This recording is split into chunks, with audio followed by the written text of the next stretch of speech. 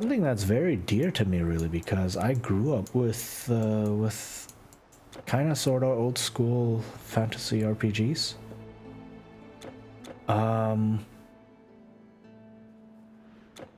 I want it to fit. I want the system to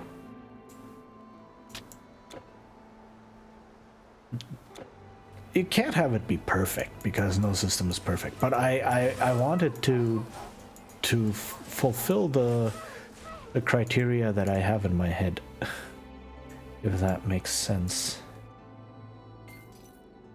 And it's not easy. And also there's a lot of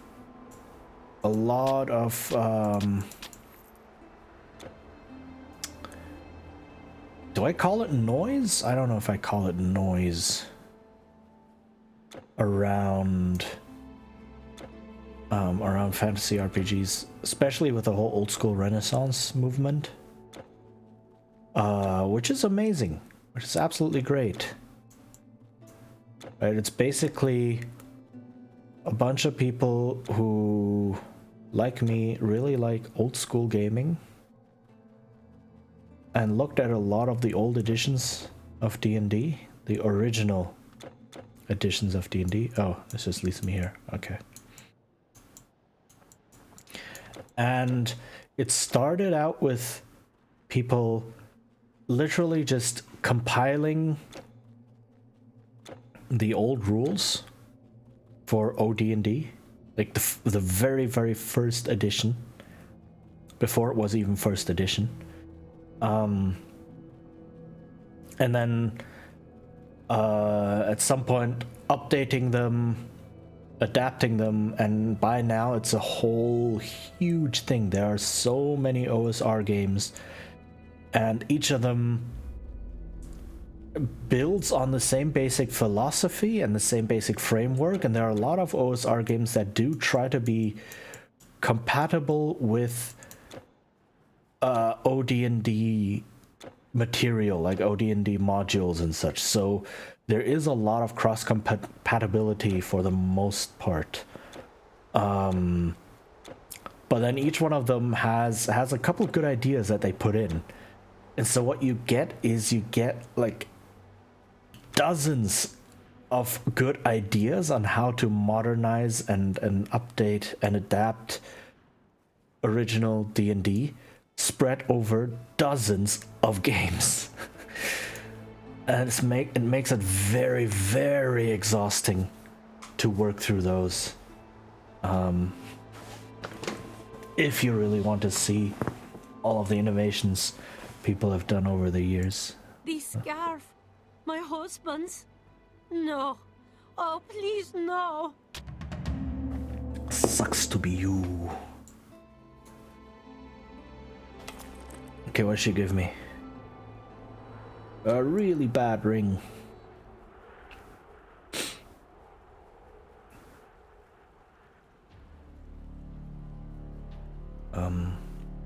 But there are a couple that I do want to try that venture a bit further out of the classic OSR formula. That's not what I wanted to press. This is what I want to press. I want to check the map. Good day. Okay, what is this? Can sell. This I can sell. Ooh, that one looks nice. And this I can sell. All right. All right. Helmets are over here. Tangled hair, but no split skull.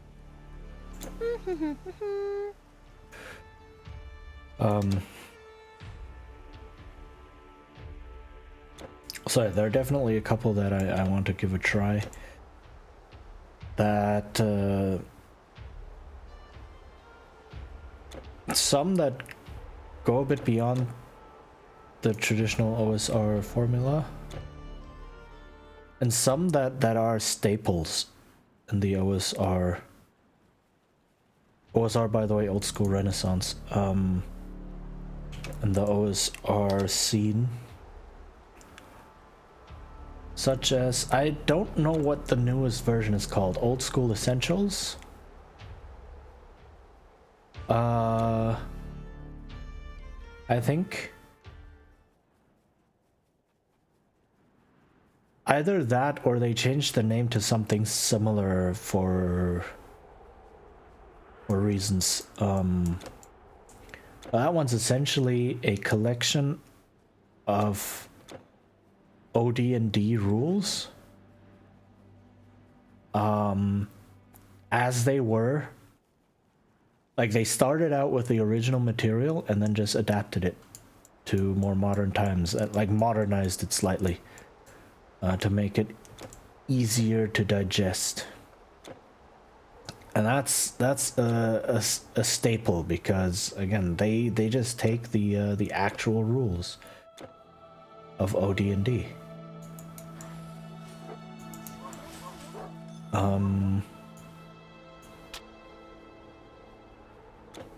Which is amazing. Oh wait, there's loops as well? Wow, so many loops. It's amazing. Okay. Oh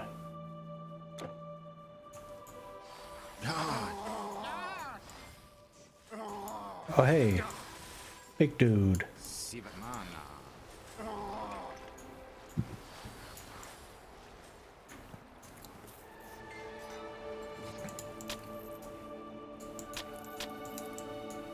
And then, like, I have, it's mostly just like I see these landscapes, or I see stories, and it's like I'm so inspired. I really want to run things like that.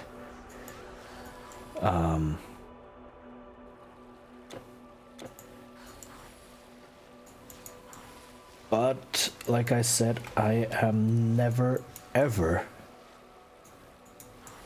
going to touch D&D, especially not on stream.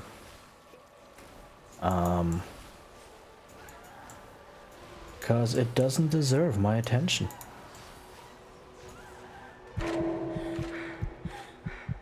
There are more than enough other good games out there. I just have to find or cobble together a good one. Also, D&D is a bad game.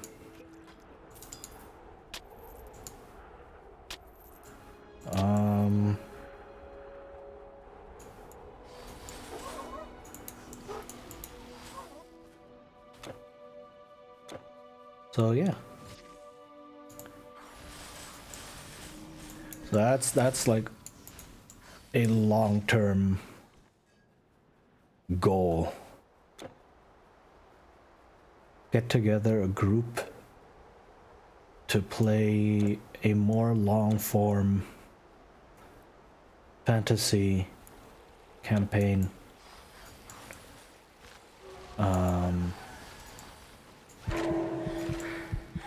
Yeah.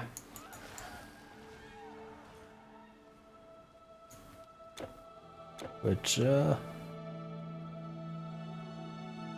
also what all of the system tests I want to do are kind of leading up to. Is like, see what's out there, see what other games do, see how they handle different situations, and maybe find new good games and introduce others to good games. Because life's too short to just be playing D&D. Need more energy. Oh my god. Ah! Holy heck. Ow.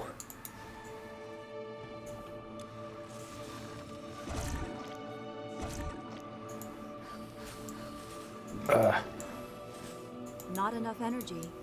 Ow. Oh my goodness.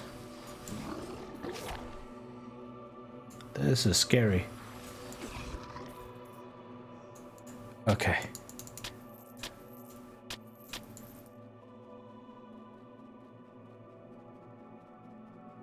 And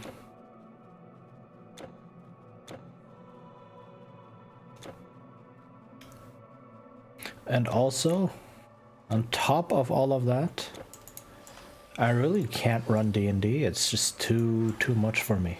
I have run 5th edition before. For a short campaign. That lasted... I say short. It lasted a couple months. Which in my understanding is short. But yeah, 5th edition D&D, and at some point I just couldn't anymore because there was just too much to keep track of. Just too many things. I wanted to convert to Savage Worlds because that system is similar enough for the feel that we were playing in anyway, but much more manageable. But then we kind of stopped playing before that happened. So, yeah. Go with this.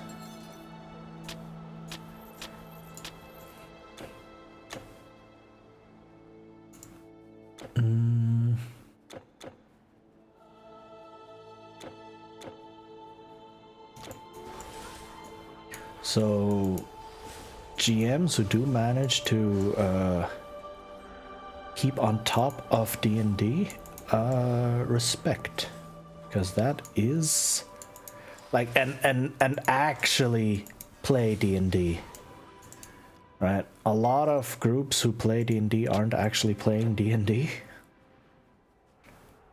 And I'm not just saying that. I have watched people play. And ostensibly they say they're playing D&D, but they're not, actually. So, that doesn't count. Well, people who do keep on top of things, yeah, my respect, definitely. It is a lot to keep track of.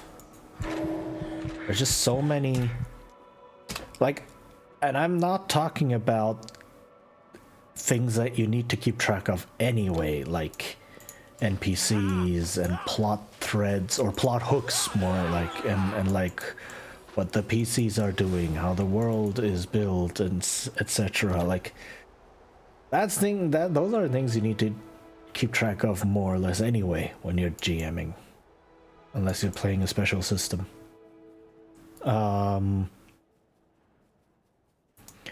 But then also keep track of all the mechanics involved in that, which is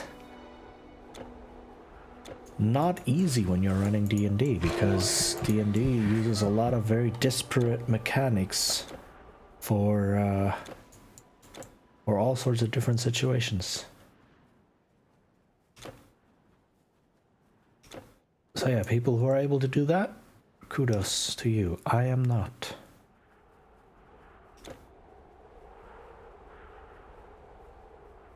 I cannot keep track of all of those. Like, it feels like a random assortment of information, and a lot of that information is mostly unnecessary. But then it might suddenly become necessary in under the right circumstances, because that's just the nature of the game, and all of a sudden you're like, oh heck. Like 99 times out of 100, I need to prepare these stats or these mechanics and I won't need them. But, oh heck, what are you? What the heck?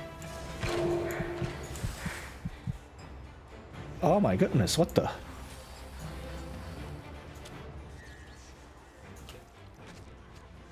Also, what?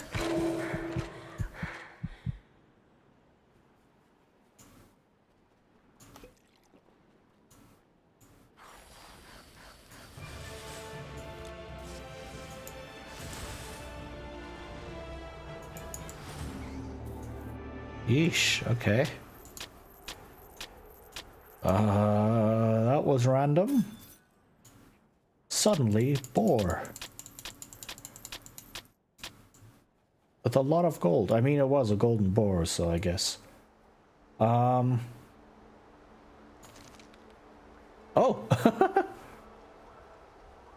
Nice.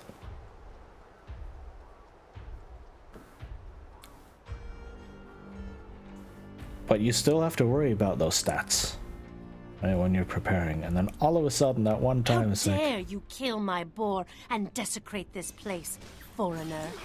Don't you know it belongs to the Aesir? Your friend is not here. Not that it matters to you, because you have forfeit your life. The thread of your destiny ends here. Warriors of Folkvang, attack! I just murdered all of your warriors.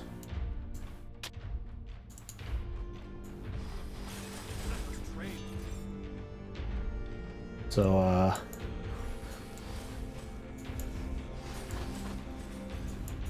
I mean, while you were monologuing, I just kind of beat everyone up, so, hooray.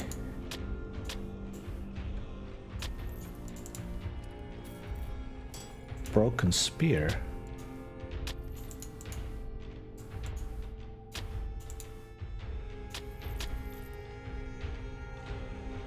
This place looks... It's too big and open to be cozy. I was gonna say it kind of looks cozy, but it's too big and too open to be properly cozy. Is this door something I can go through? No? Is this something I can go through? Also, no.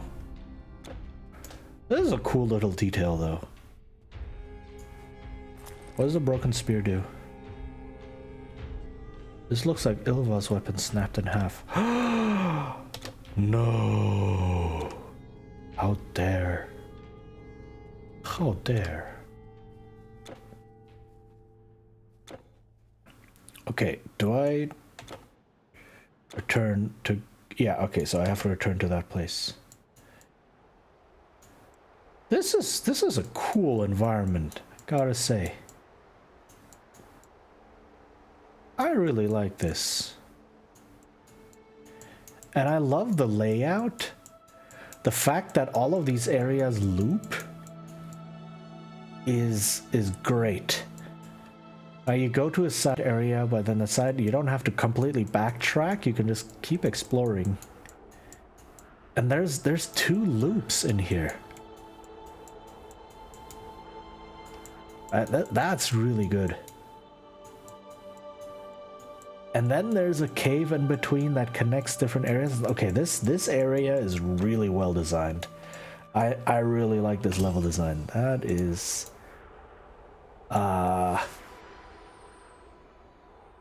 all of those years of level design advancement poured into this region.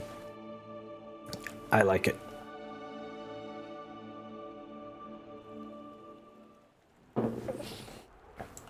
All right, let's see here.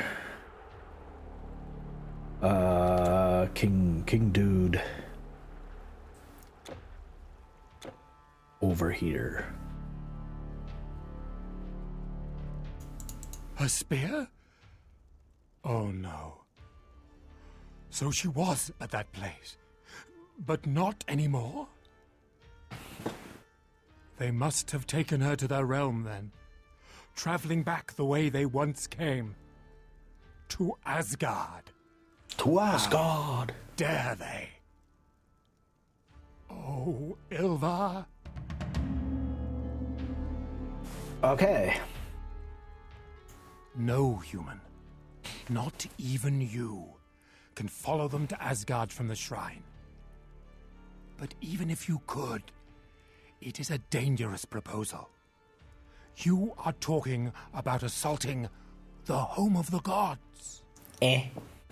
This would be beyond reach for anyone else. But if you really want to try and rescue a hero, I do know of another way. There are some tales that long ago, an ancient race that lived in what we know as the Dark Lands, forged a connection to other worlds deep inside a mountain. A connection that mortals can pass through. Nobody has seen a Dvergr for a long time. Some say they have all left for these other places. But they left remnants of their culture. So if anyone can find that portal, it would be you. Nibald can take you there. He knows the route. If he objects, tell him he's a lazy bum. And that I order him to do so. Enough said. The first charm I made from Nerthus mistletoe. A god's magic against the gods.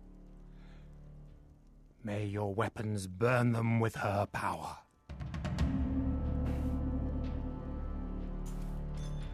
What is essence of the power of Nerthus? Can enchant all weapons.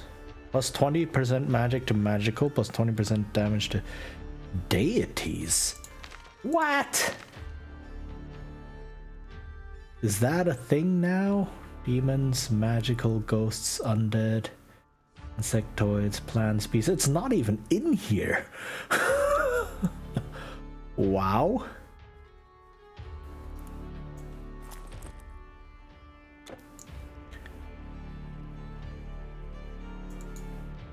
This let's could see. decapitate 2 men in one swing.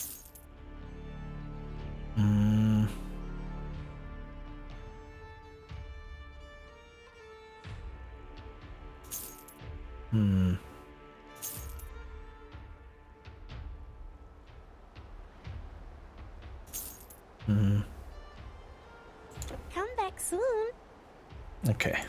Let me guess. Oops. More amber? More amber. No, not more amber.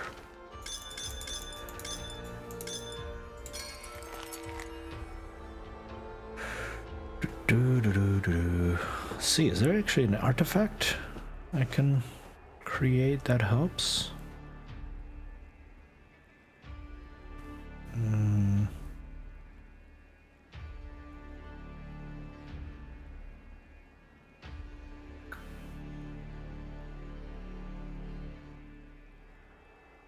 This one's not bad.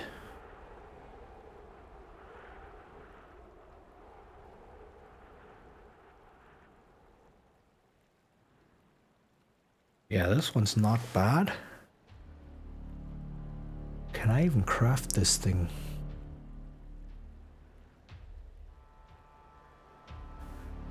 Lightning, electrical, no. What do I need for this? I have the Tortured Soul Relic, Song of the Serpent, and Skyfire Pendant. Song of the Serpent.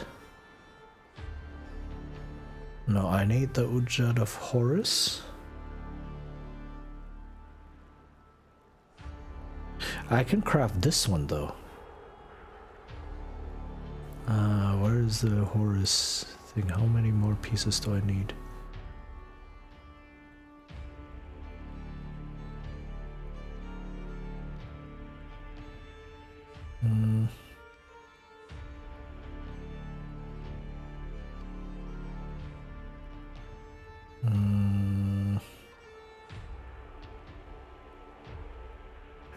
Is there anything I can enchant?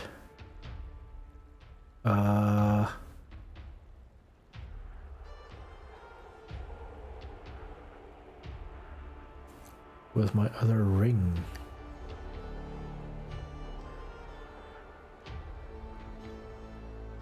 Anything for my other ring, maybe? This one's not bad.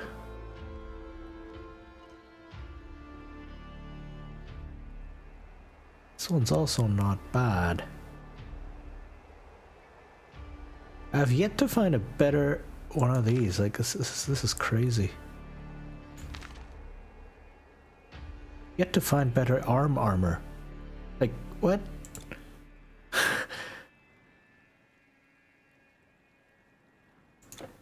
Hard to find the road in that cursed fog. Fuck.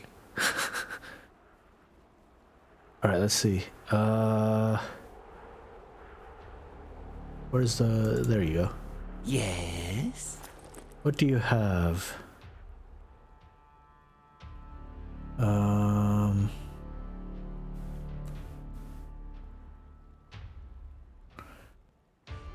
Energy. How are these all so bad? I don't get it.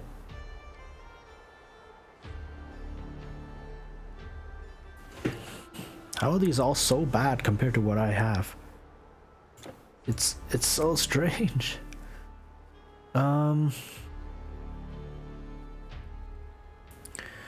Like the horrors thing, I suppose would best be farmed in Egypt, right?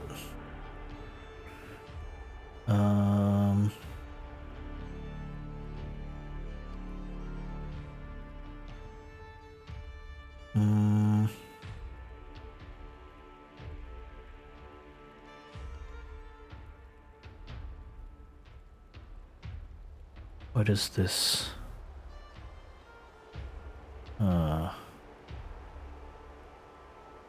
I have 1 out of 3. Oh my goodness.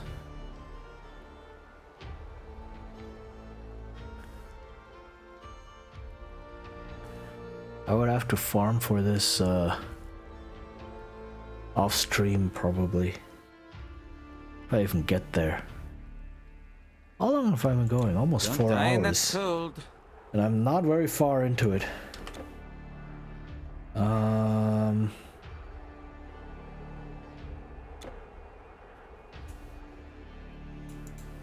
Yes, all your stuff is here. That's good to know.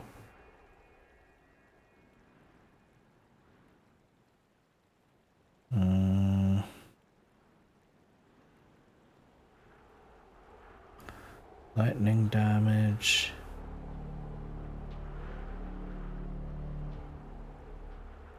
No.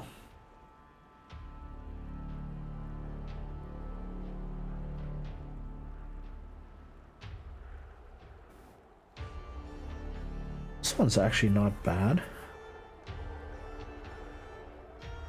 But I don't have a saber claw. I cannot build that one.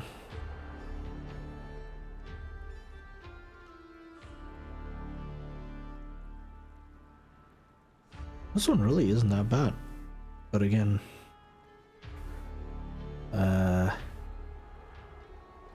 saber claw. I don't have a completed saber claw? The heck?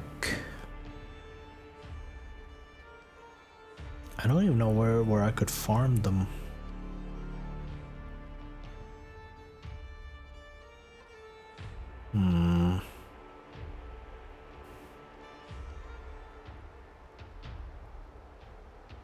All right. All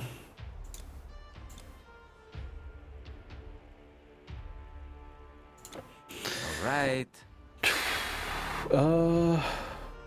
I am pretty over leveled though in general, so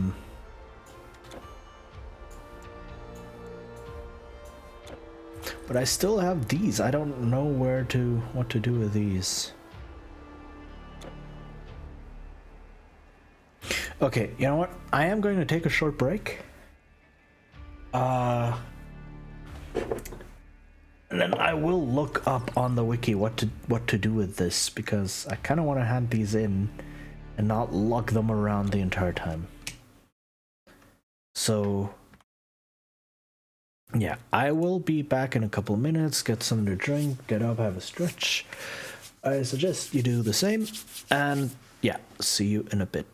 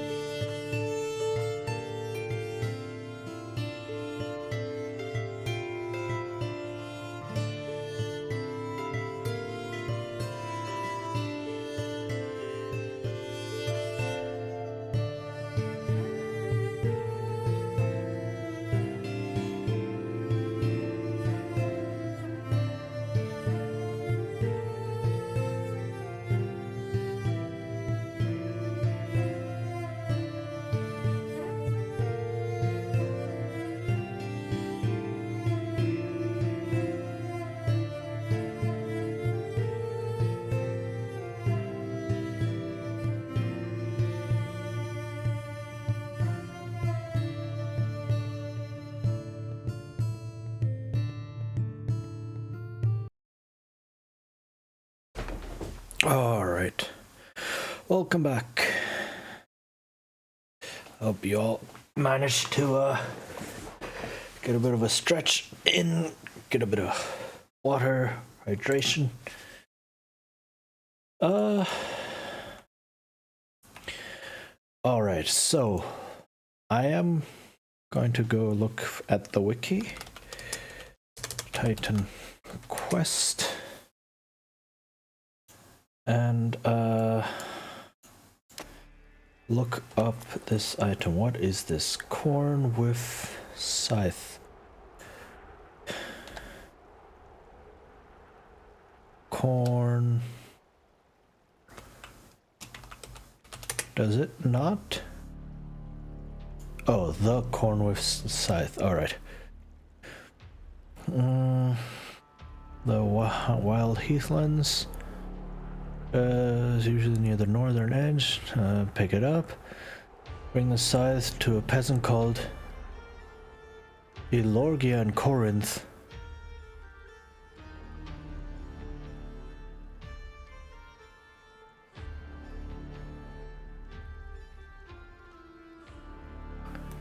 Fafnir's cave.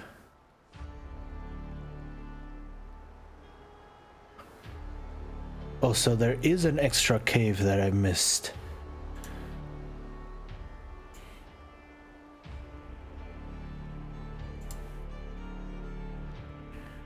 Where is Kaupanger?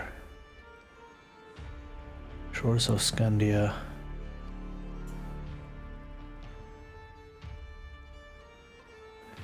Okay, so there are two people I can hand it into.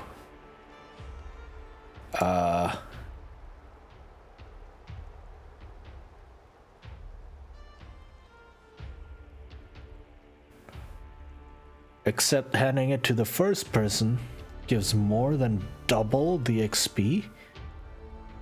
What? Okay, so let's oops. Let's do that. This is so intransparent. So there's one person you can hand it to. Where is the portal there? Later on, right? I am in the shores of Scandia, and then you go to a different settlement later on where there's a dude you can hand the scythe in. But there's also someone all the way here in here in Corinth. Where is Corinth? Here, who will take the scythe, and as a reward you get more than double the XP. Which is like, huh? Okay, so where are you?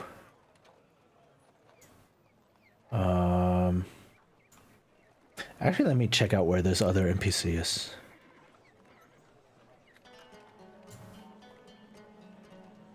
City of Corinth. Yeah.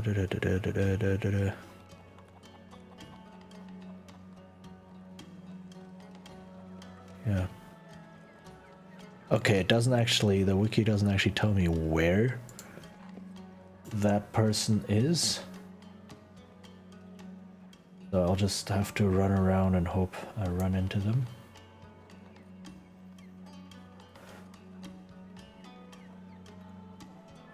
Is it?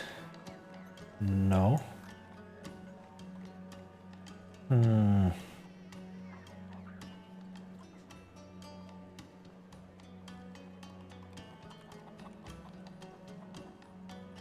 Is it you? No.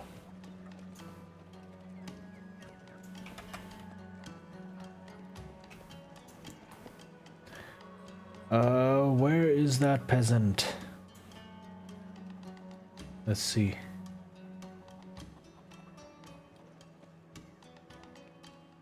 Okay, this is no longer Corinth. And I also found out roughly where the first piece is. I can't believe I ran past it several times.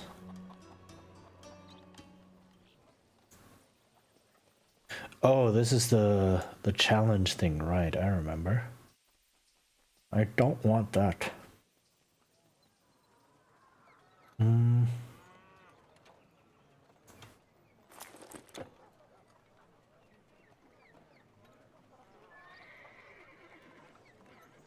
where are you, peasant? No.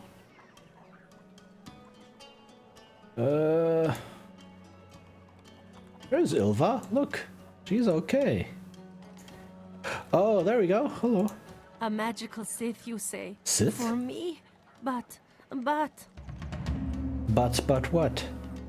45,000 experience. Yeah, and handing it to the other dude would have just gotten me 20,000. I was like, huh? Also, there's nothing in the game, nothing, that hints at this person. Portal to the east? What? Hints at this person wanting that item. So, I don't know. It's a hidden location. Okay, so I have to go to a specific cave. It's a hidden location.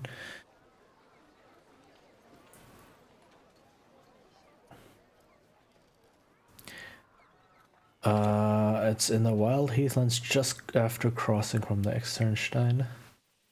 Okay, so that is gonna take a bit to get there.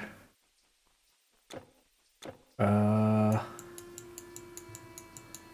yeah, that's gonna, yeah, so after crossing here, yeah, okay. So let's see where it is, because I did explore this area twice and I didn't find that cave, so it must be pretty hidden. Or I'm just, I just did not see it at all. Alright, let's grab the fountains here just in case I get murked.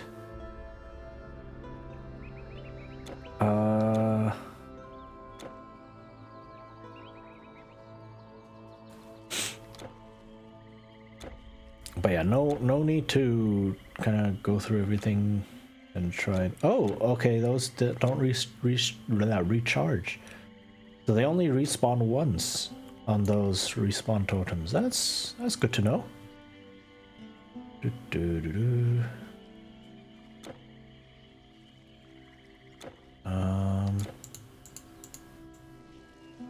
Oh, bear.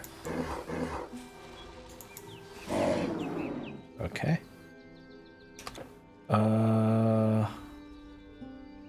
Okay, so it's after going there from here.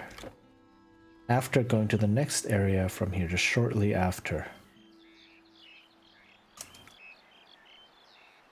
Right here, and then Wild Heathlands, exactly. Okay. Start of the path to the cave is in the Wild Heathlands just after crossing over from Externstein. Look for the start of the path to the left. Some crude steps are visible and a cut tree trunk marks the start of the path. Following the path takes you back to the Externstein. No. No. Are you kidding me? Are you? Oh my goodness.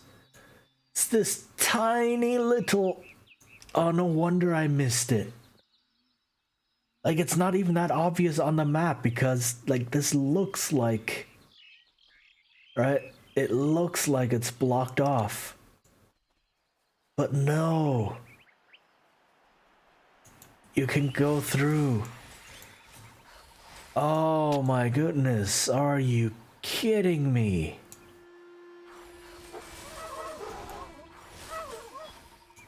Oh man.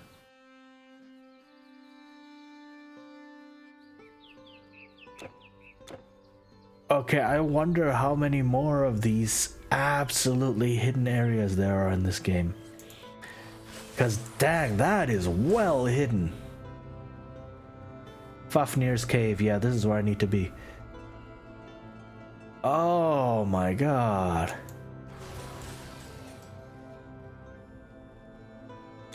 Holy heck. Wow.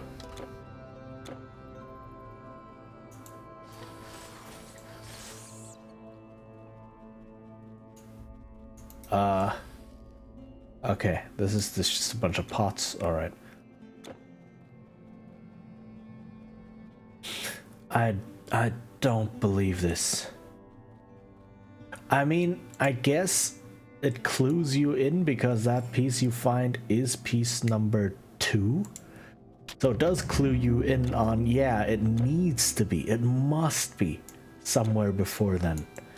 But holy heck, this little tiny path. Ugh. Dang, I don't know if I like it or not. Okay. Let's go back to here. And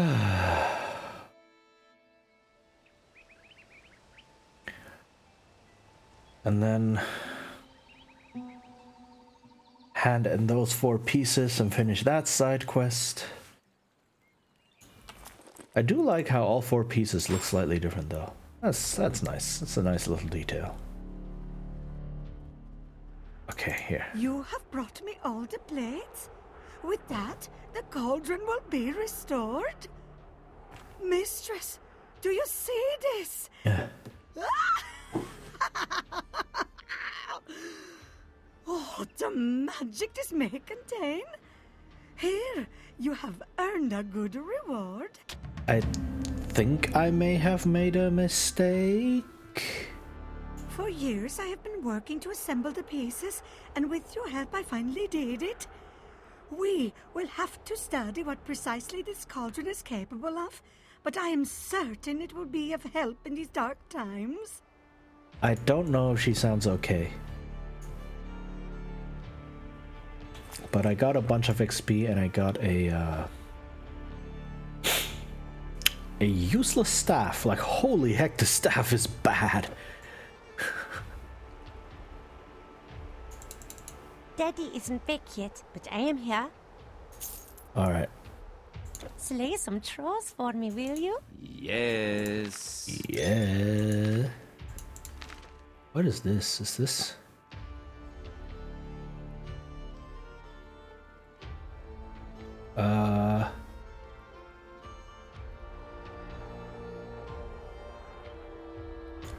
What does this do actually? Is this...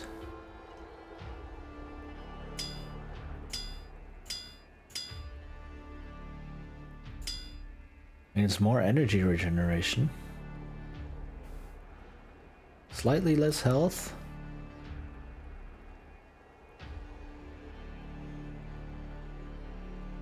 "29 reduced resistances for 3 seconds. Is that when I hit someone?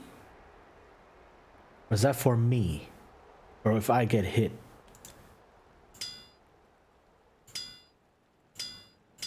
I really don't understand. Especially since it's called the Frail. So I'm guessing like it's my resistance is being reduced? I really don't know. The Teutons are planning to move south. It's a mystery. I should go with them. Okay. Now that that's all done, and I'm moving ever closer to the next level.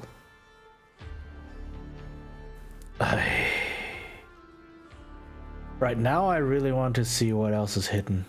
I'm not gonna do it this stream though. Talk to this dude and be like, you are a lazy bum. Have you got my fur cone? What? What do you mean he ordered? Really?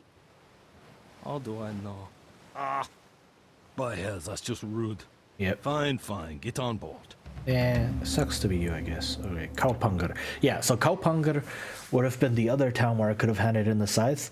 But again, less than half the XP of what I got. And with those values, it means a lot. Aye, welcome. It isn't often that our fine town is graced with a foreign warrior's presence. What can we do for you? The route to the mountain? How do you even know about that? I don't know of any connection, but there is a gate that leads inside. One of my ancestors was Tverder, you know? Sealed that door tight and fast, he did. And it's been closed ever since. Funny you should ask about this now. I'd have told you that you can't get in even if you reach the gate, because they threw the keystone away. But Einstein tells me the fishmen pulled an item that was glowing out of the fjord last year, and have been crazy about it ever since. That could be something.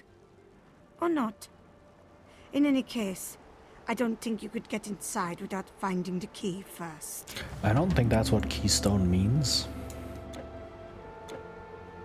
But okay. By Nord, how I hate these cursed fishmen. They seem to be everywhere, and you cannot fish in peace with them swimming around. Nor can you eat them when one ends up in your net, because they taste even worse than they smell. Nah.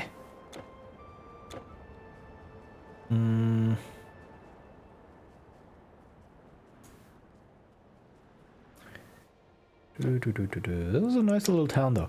Like, this reminds me of Icewind Dale. Because in Icewind Dale, as the name suggests... Shut up. No. What?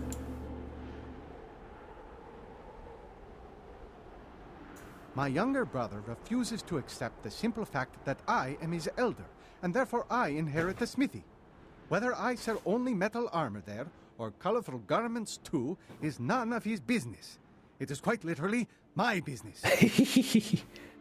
Got a point. My arrogant brother refuses to honor the fact that I am the better weaponsmith, like our dear father was, and that he would have wanted his life's work to be continued, and his knowledge preserved, not have his smithy turned into a clothes shop. Okay, what am I supposed to do about that?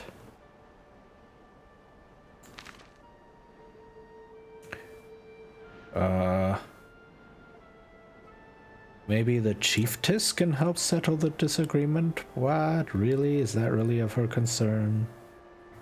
Are you the chiefess? Yeah. Well, I can't give you any guarantees that what the Ixians have is the key. But it's worth a try, don't you think? In the worst case, you can give those watery vermin a good beating. And if it is something magical, it is probably better if they don't have it.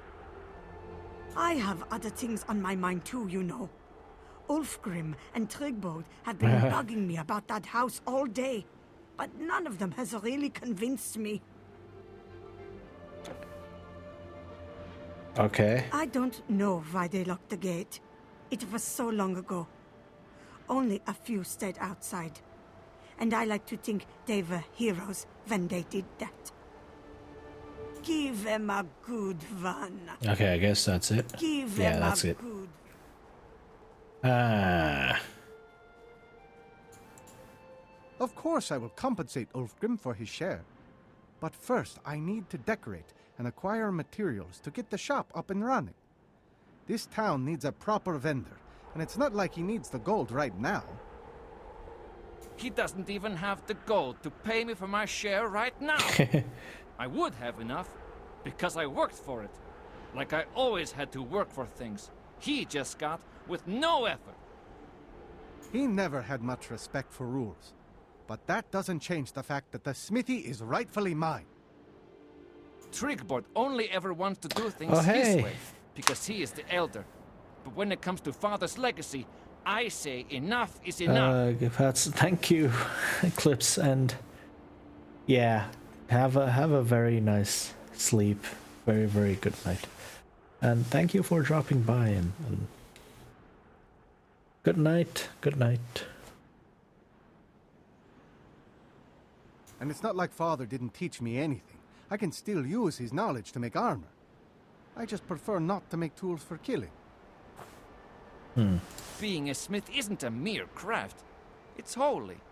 Our secrets are guarded over generations, because good iron means you can defend yourself. Oh, these two. Could you maybe help settle this? You know I'm right. Could you help me out here? You know I'm right. Could you maybe help Okay. settle this? What do I do now? Do I actually have to choose one of them?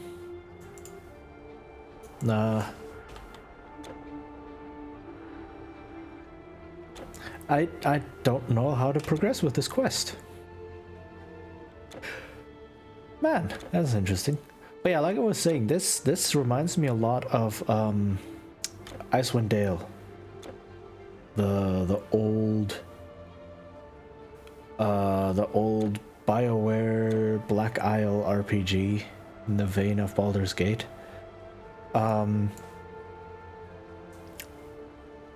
Some people might know Icewind Dale from the so-so D&D campaign Rime of the Frost Maiden,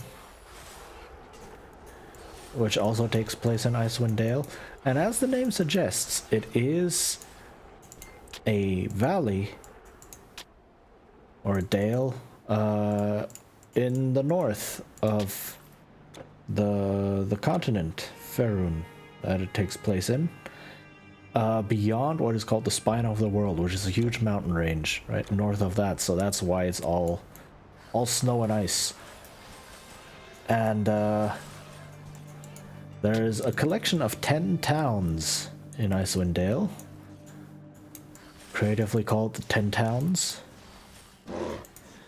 And in Icewind Dale, in the computer game Icewind Dale, you start off in one of them and it kind of looks like that. Or it has the same basic feel. And very, very reminiscent of it. Very nostalgic in that sense.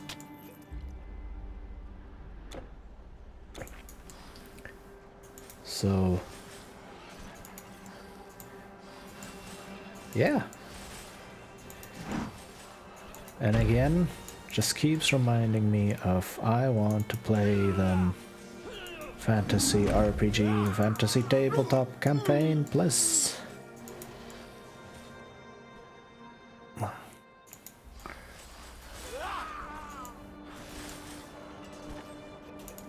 and no, I'm uh-oh. Okay. So this looks really cool. Uh-oh. Uh-oh. You do. Uh-oh. Uh-oh. Like being caught in a net and then having a polar bear rush you is, a life flashing before your eyes moment. Look at this! Look at these guys! Look at them! They're amazing! They're just chilling here.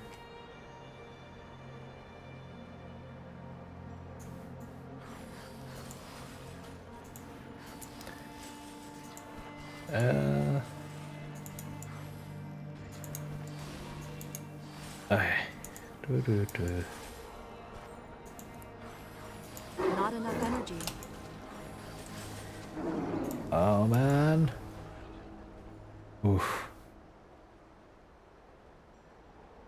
Okay.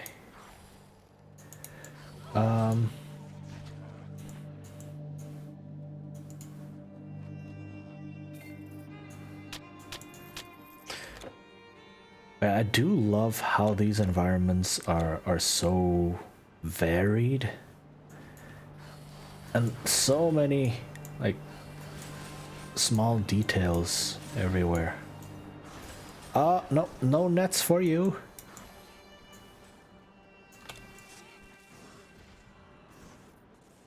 Yay, hero monster.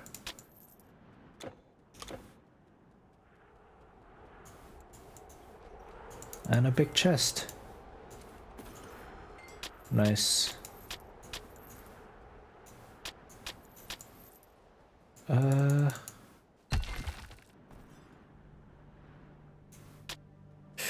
Okay, let's see. I don't even know where I need to go. I just know I need to find the keystone, which again, I don't think keystone actually means, you know, a stone that is a key to open something.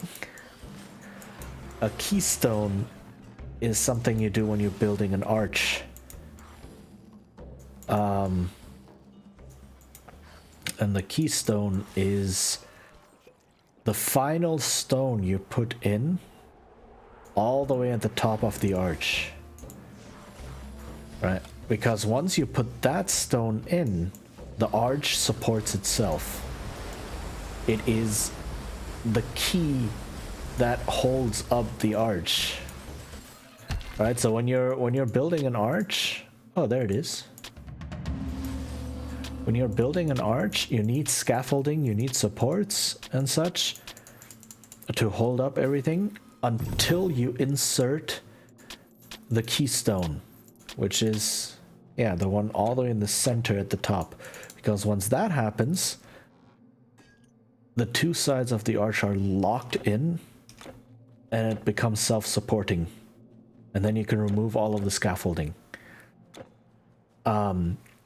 And that's why that is the keystone. So I really don't think... Ooh, this looks cool.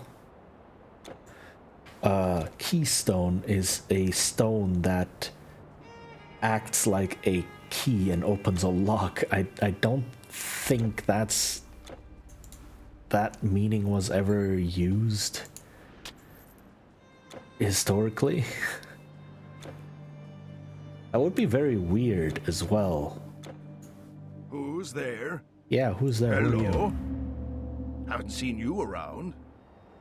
Not here for the landscape, I suppose. What do you want? Do you hunt wolves? There aren't too many in these parts. But if you happen to have any lupine claws, I could use them. I do have some. Aye. How many do you want?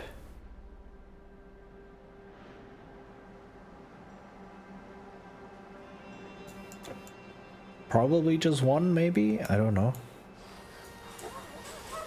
There's wolves, see?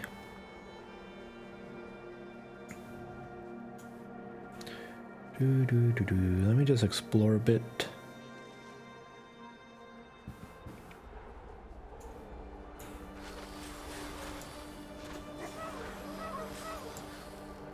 Oh, lupine claw.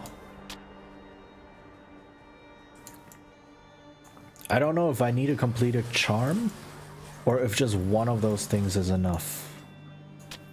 I would prefer if it's just one of them, because the whole charm is quite a bit. Also, this area looks cool.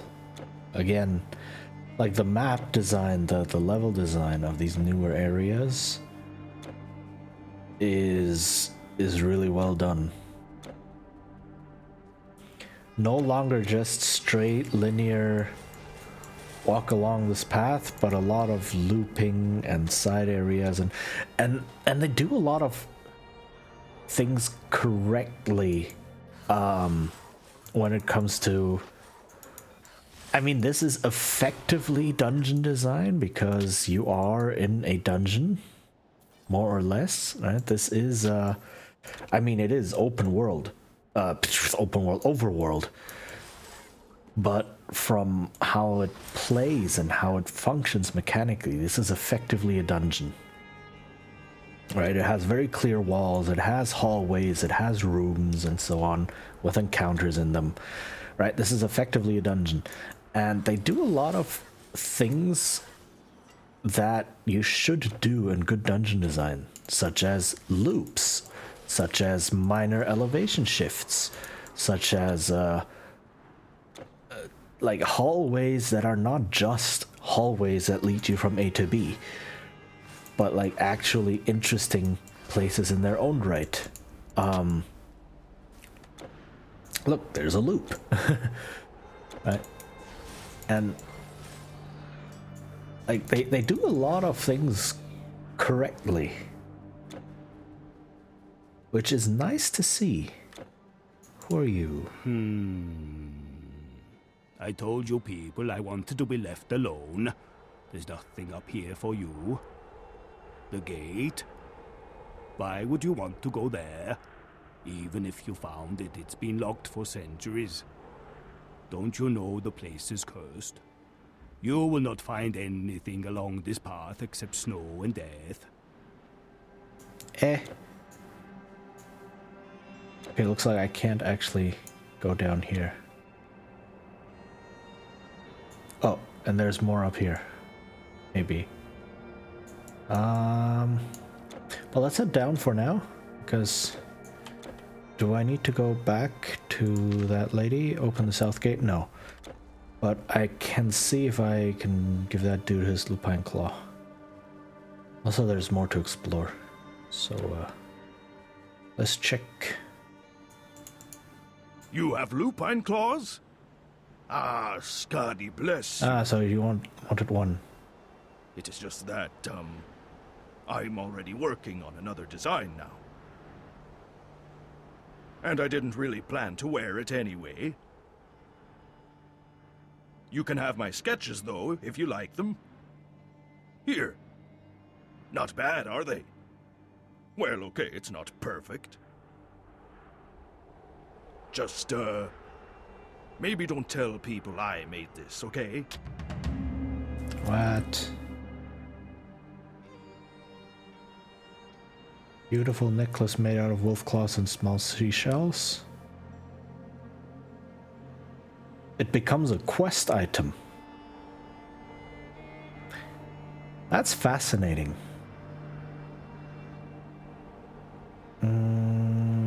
Oh, what's this do?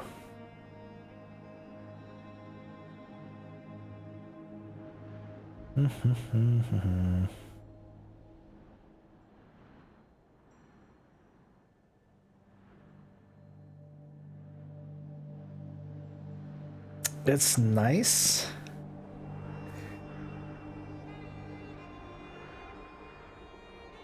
But but not really for me.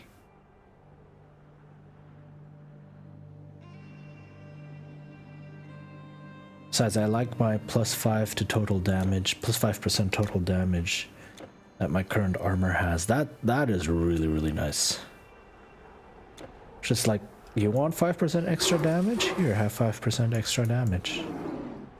It's really, really good.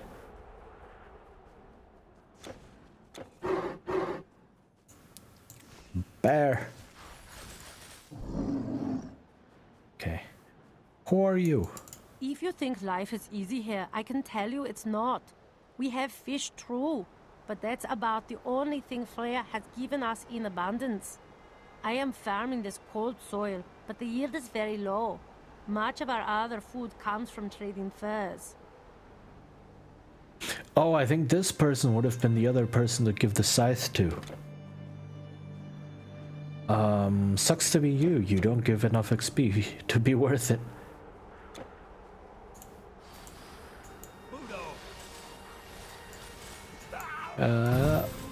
Ooh, Ropes of Erebus. Sounds interesting.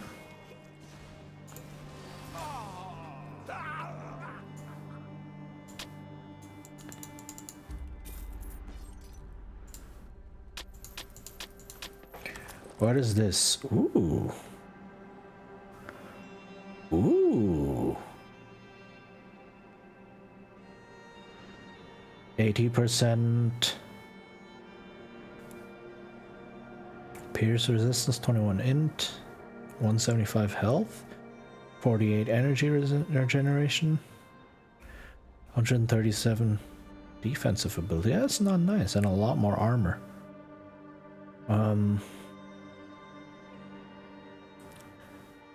But again, plus 5% total damage is just so good.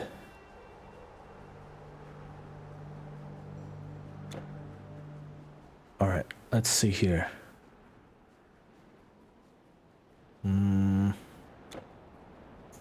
Aye, welcome. It isn't often that I'll You find. you had this already. I have other things on my mind. Well, I can't give you any guarantees that what the Irsians have is the key. But I don't know why they look. Give them a Okay, good so she one. just goes through all of her dialogue again.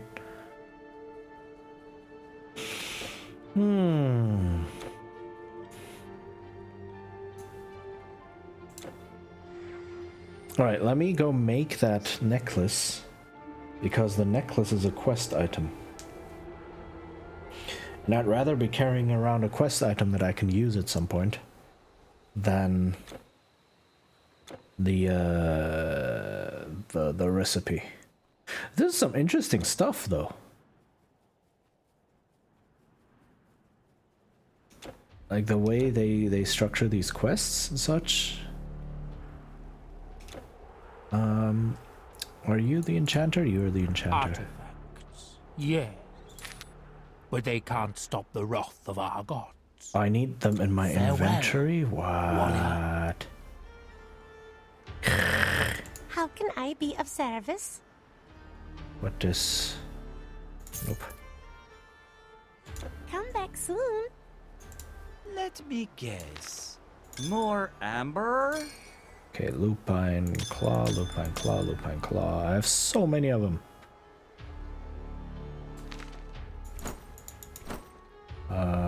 What is...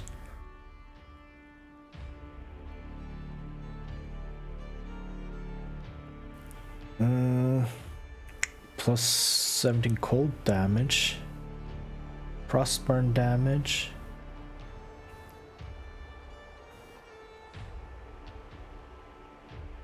Huh. They don't give me move speed. Oh, hey, Erebus. These are wraps of Erebus, vestments of Erebus. So what happens if I have two of them on? Ooh. Oh, that is a great set bonus. Oh my goodness. Worth it. So worth it. Yes, I only just noticed. Do I have more? Scepter of Erebus.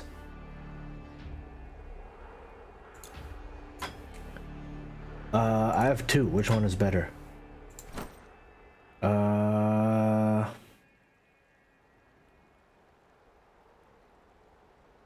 This one is better.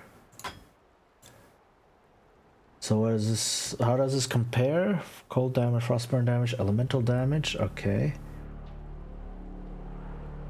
10% attack speed, less damage from. Okay, let's see. What'd this do? 130 health. That's the next bonus, right?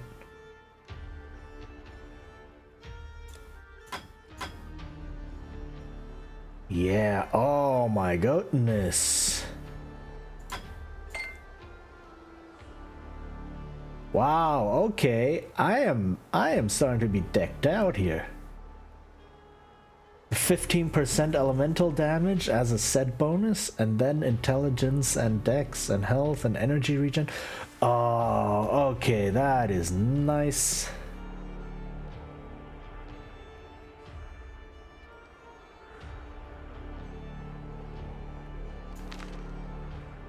I don't know if I have more Erebus stuff right now. I don't know. But holy Hard to heck. find the road in that cursed fog. Holy heck.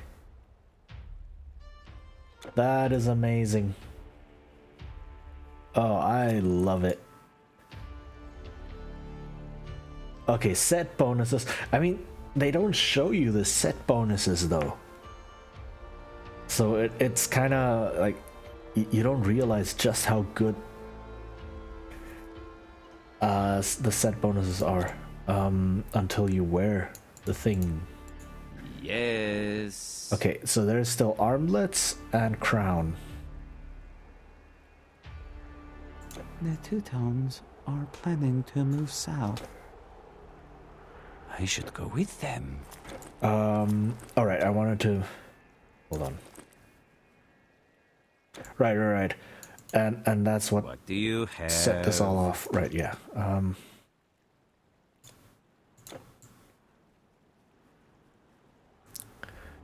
Alright, let me make this thing. I can't believe the Aesir would betray us. I won't believe it.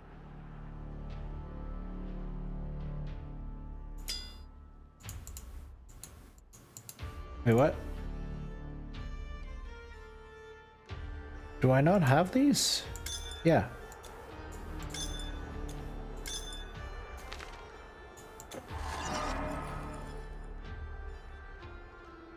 Okay. Yeah, Lupine necklace. We must quest atone item. for There we our go. offenses. Right, so I'd rather be lugging around this quest item and maybe find the person who can do something with it. I have heard songs composed for you, the slayer of it. Yeah, that's nice. Maybe out here? You? I made that for him. Why did they attack us? I don't know, but sucks to be you.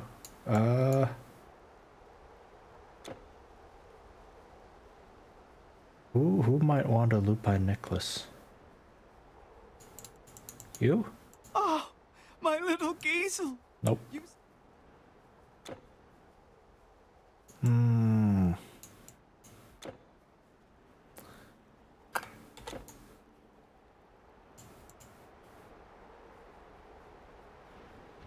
I don't know. Maybe I'll find someone. It's a small quest item. Right, it's not that important that I find someone right away. Alright. So let's go back here. I do feel a lot more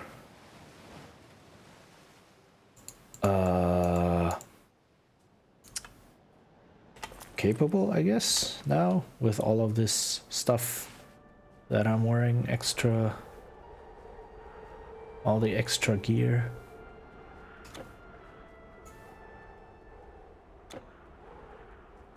Okay. Wait, do I hand it to him? Maybe? Just give it back to him?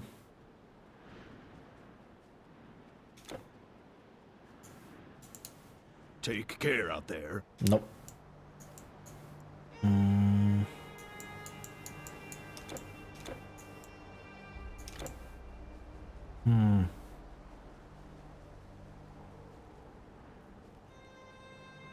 Okay.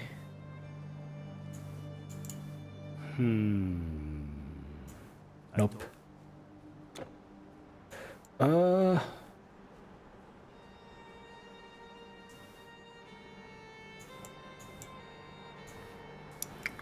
Can I go anywhere else? I think this looks like a hard border. So not over there, but here, that looks like a spot I can still go through.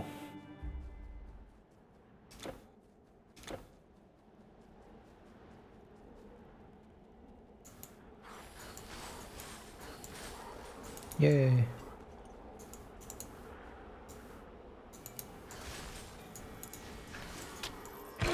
Bear riders. Oh no, I'm bleeding.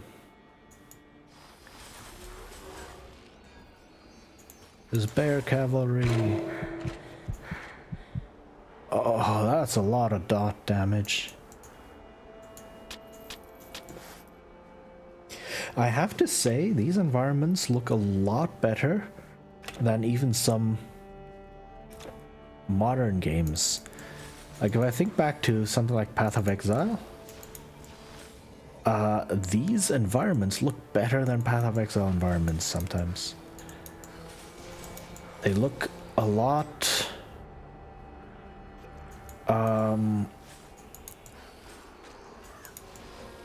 a lot more, what's the word I'm looking for? Like you can see yourself in them, right? Path of Exile environments are sometimes very noisy. like overloaded with details and just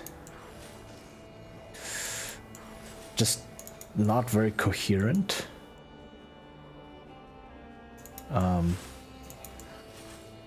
Whereas this looks really pretty.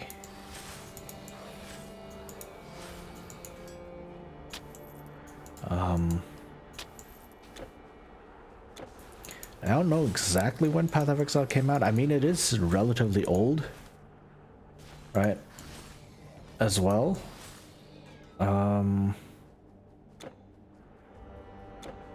But still.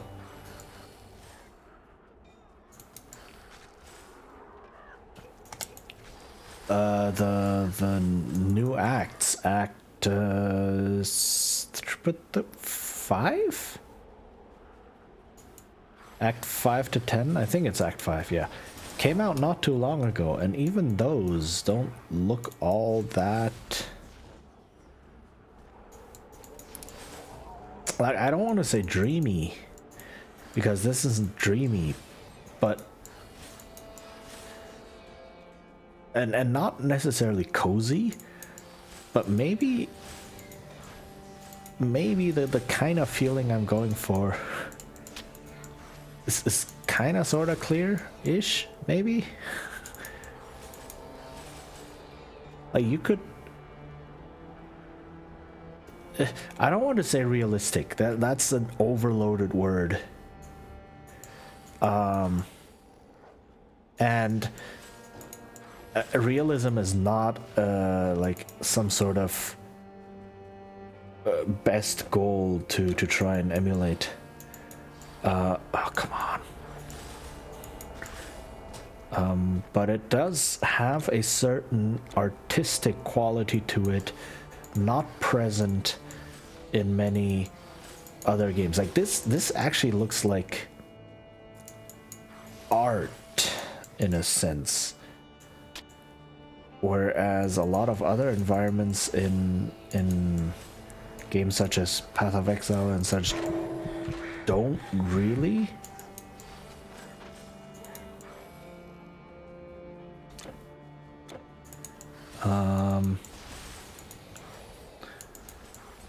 Which I guess is the whole procedural generated nature versus handcrafted nature, which just ties into the whole AR generated images debate.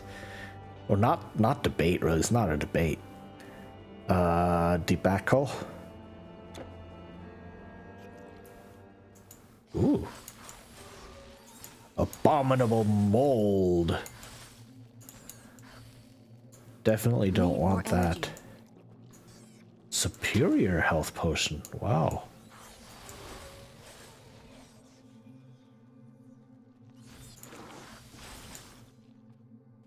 Eek.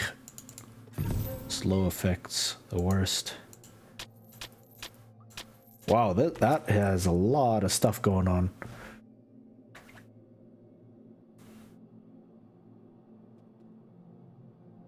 Whoa. +2 to disarm traps. What? There's a disarm traps check in this game? Really? That just further solidifies my theory that a lot of the design of this game was inspired by more traditional RPGs.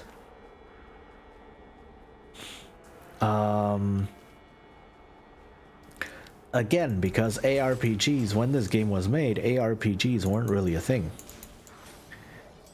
Right? The genre hadn't been solidified yet. So I suppose the designers looked to more traditional RPGs for a lot of their inspiration on what mechanics to include and how to craft the game. And having a disarm traps check in here just solidifies that that theory that that's exactly what happened. Like, I can't know, but there's just more and more and more evidence, so to speak. Evidence is probably a strong word, but like more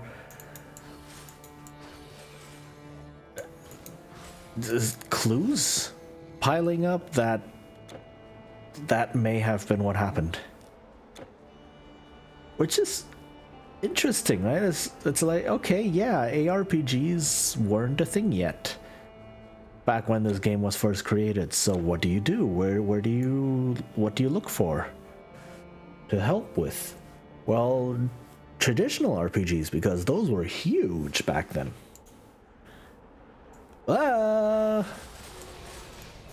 Should have expected something like that.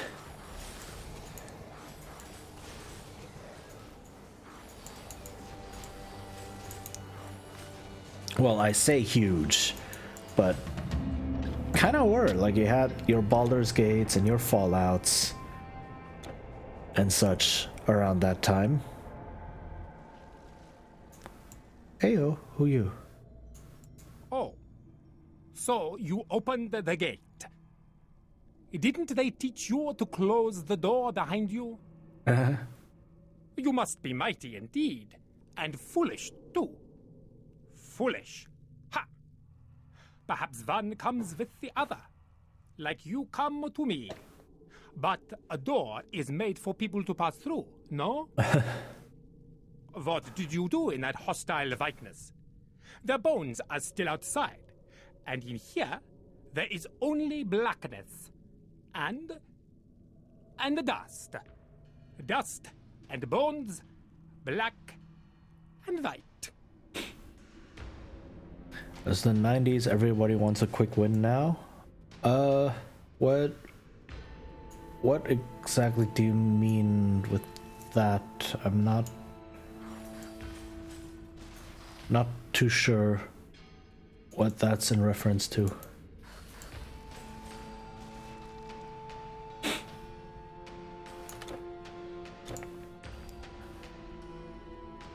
Like the game design, commenting on RPGs, everyone wants instant gratification, not worth 40 hours in a game to unlock something. Oof. I mean, yes and no.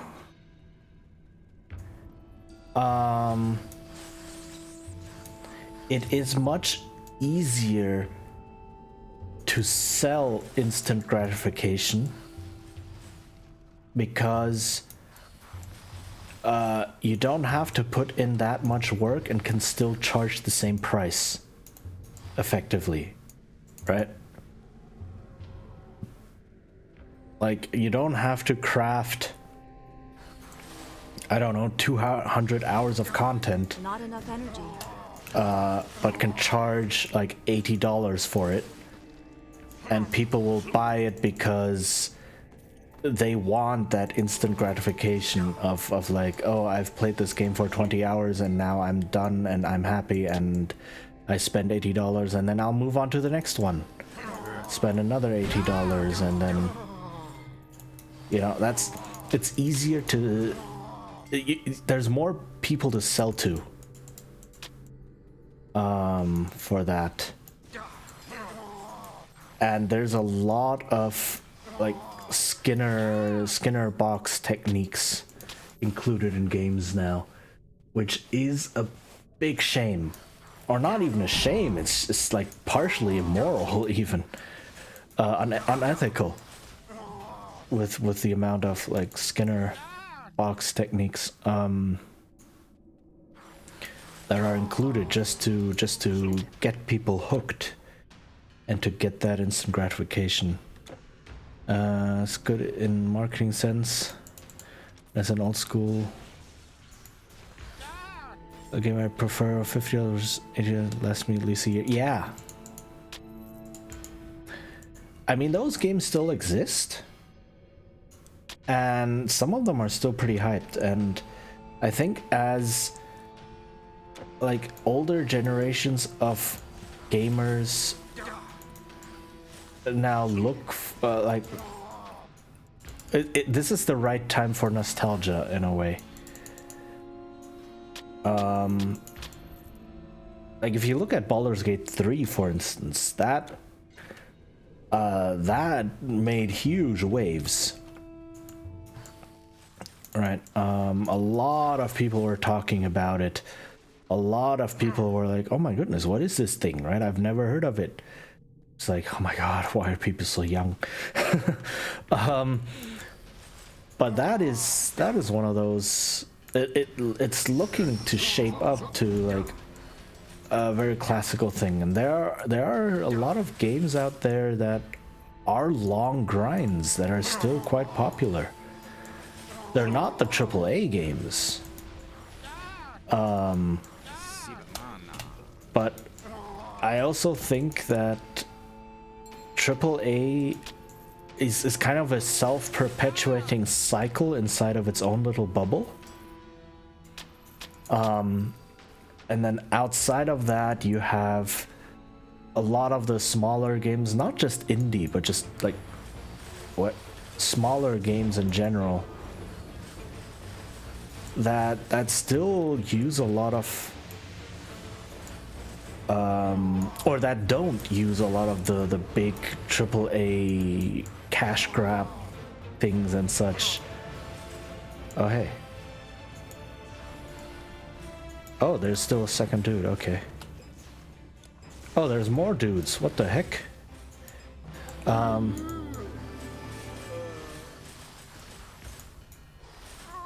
Okay. Oof. And yeah, those are still being played. So that's still a thing. When I was a kid, I spent 20 years for Morrowind, and that lasted me for 34 years. Yeah. Exactly. And I think those things are still happening.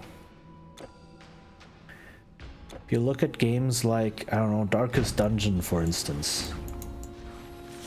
Right? That's relatively big. Again, it's not AAA.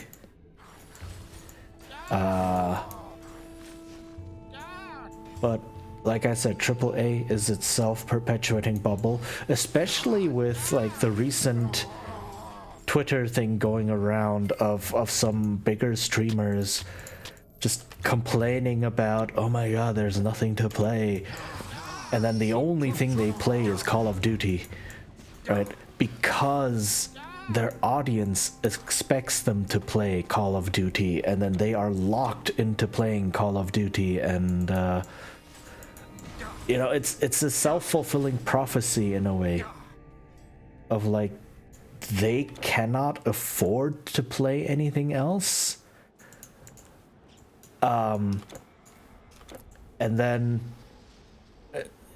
it's AAA pushing itself.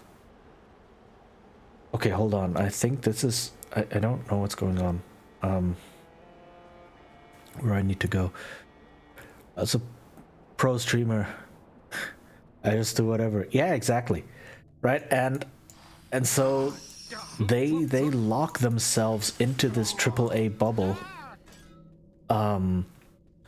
because the people watching them want to see the AAA games, and so they have to play the AAA games, and by playing AAA games they attract people who want to watch the AAA games and so on, and it's you get it, right? It's a self-perpetuating bubble. And what makes those games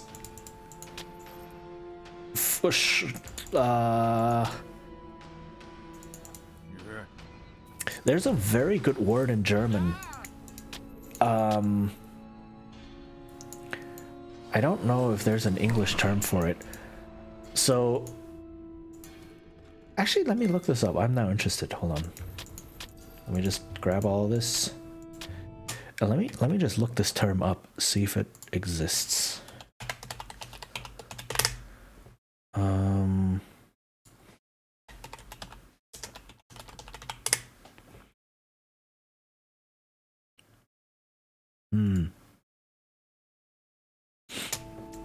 Okay, so the word for boring in German is Langeweile, which is kind of like long while. Right? That's kind of what it means. So if something is like it just drags on for a very long time and just doesn't end, that's boring.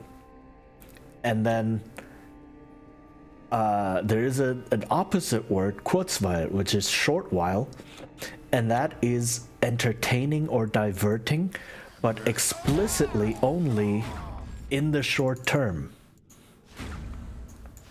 Right? So it's a small entertaining diversion. And I feel like a lot of AAA games build on this diversion through spectacle, right? Where you get some quick gratification when you play through and it's like, oh my god, this game looks awesome, and then you play for a bit and it's like, oh, it opens really well, and then that's it, you burn through it really, really quickly. But then if you're forced to stream this and make it your job, you know, the game just doesn't hold up. Because it was never designed for constant, like, not even replayability, right? It just doesn't have a lot in there. And I think that's where a lot of the whole games nowadays are only for like instant gratification comes from, because it's easy to make money with it. But I don't think that gaming in general has gone that way, right? AAA, yes, definitely. Like, AAA games are essentially the polished turds of modern gaming, right? Oops. Oh, come on, why am I not? There we go. But there is still a lot to gaming that has stayed the same, in the sense that you put in time and effort and get rewarded for that. There's a lot of very interesting gameplay, a lot of interesting stories being told, narratives being told is probably a better word. A lot of diversion. Ooh. And or not diversion, diversity. Oh my god, words are hard. And but it's not talked about as much because everyone just focuses on the AAA because that's where all the money is, right? Games journalism focuses on the AAA. Game streamers focus on the AAA. Events and cons and such focus on the AAA. And meh. You know, that's... And then it overshadows all of the other relatively smaller games. Like, not even indie. A lot of, like, other games that are just not as big also get overshadowed. But they're still out there. Definitely. Ooh, what this? Let your sword rest, trespasser. We are only smiths, and our craft is forgery, not melee. The ones you slew were our hosts and captors. Their deaths will be mourned, but they won't be missed. Okay. I am Dvalin, and this is my brother Durin. We are the firstborn of Ymir. We have tended this forge for a very long time, and shall continue to do so beyond the renewal of the world. It is hard but rewarding labor. So behold the great Verger Hall. Not many humans have seen it, but why are you here? The passage to the Fifth Realm. Long has it been since any Verger stood at the topmost eaves of reality. The path you speak of has been closed for a long time, but we remember the way still. There is one thing, however. Although the demise of our self-proclaimed guardians, Ostri and Na, pleases us, their defeat leaves us at the mercy of the Fungoids, a savage and terrible race that inhabit the natural caves beneath these mountains. Eradicate them, and we will show you the old path that winds through Midgard. Okay. You come from across many seas on a fool's errand. But you've caught us at a bad time, I'm afraid, as it's the twilight of our race. Well, there's no time like the present. What do you want, trespasser? Like the present?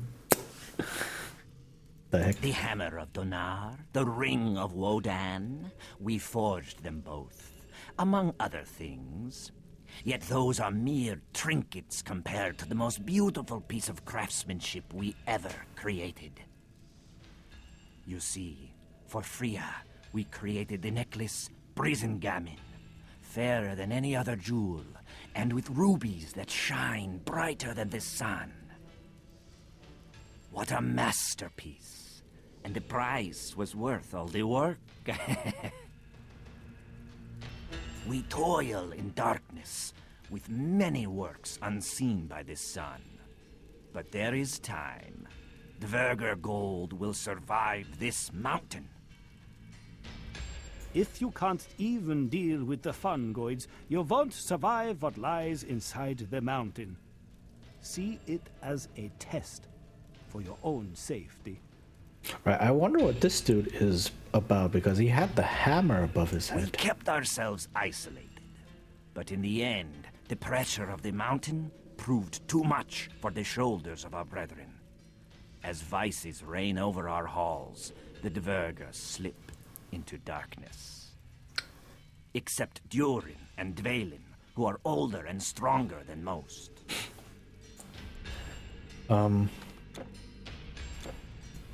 Oh, hey, stuff.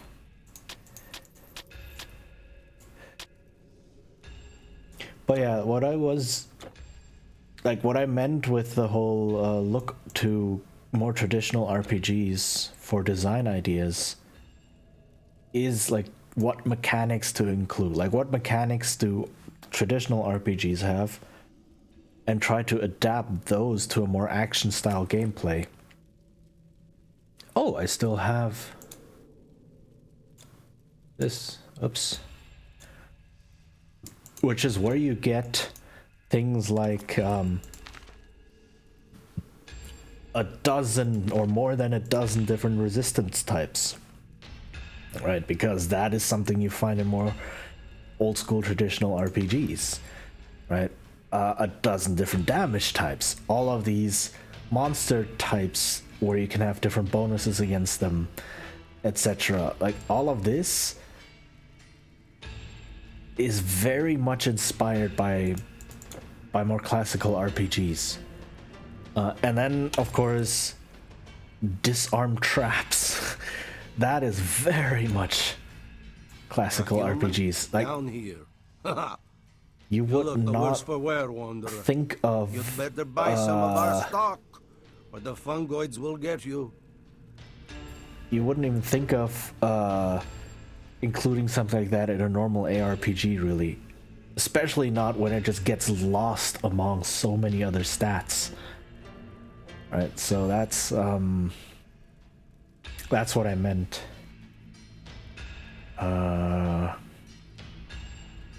This one's actually not bad.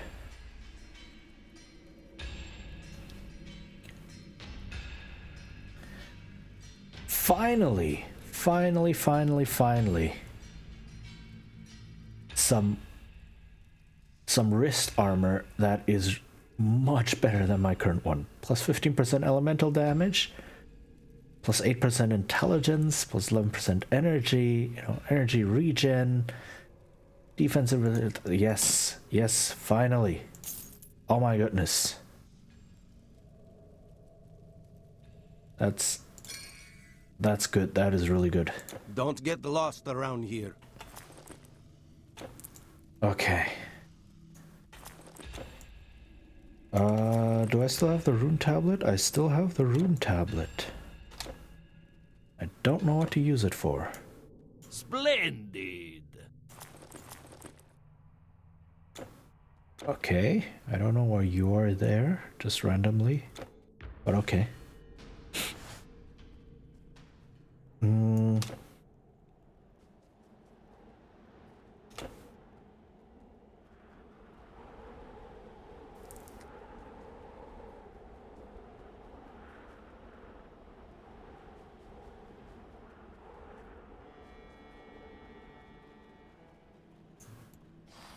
Alright. Mushroom people, yay. Wait, I do agree with the sentiment that there are too many games with Skinner box mechanics. Skinner box, by the way, is something based on, I think it was a psychologist called something like Skinner. And he ran a couple of experiments dealing with, was it rats? Where I forgot the exact setup, but it was something about if the rats press a button, they get food. And then he trained them. Like, it's not like Pavlov. Pavlov did like association, right? The whole if the bell rings and food comes out, and then the dog learns that when the bell rings it gets fed, and then it associates the bell with food, and then when it hears the bell, then it starts salivating. That's association. But Skinner actually did experiments where he trained rats to be... Oh, another rune tablet. Okay, I'm actually gonna look this up. There are good videos on it. The Skinner box rat experiment. Exactly. What exactly did he do? Animal experiment, and animal is isolated, only surrounded by levers or other apparatus.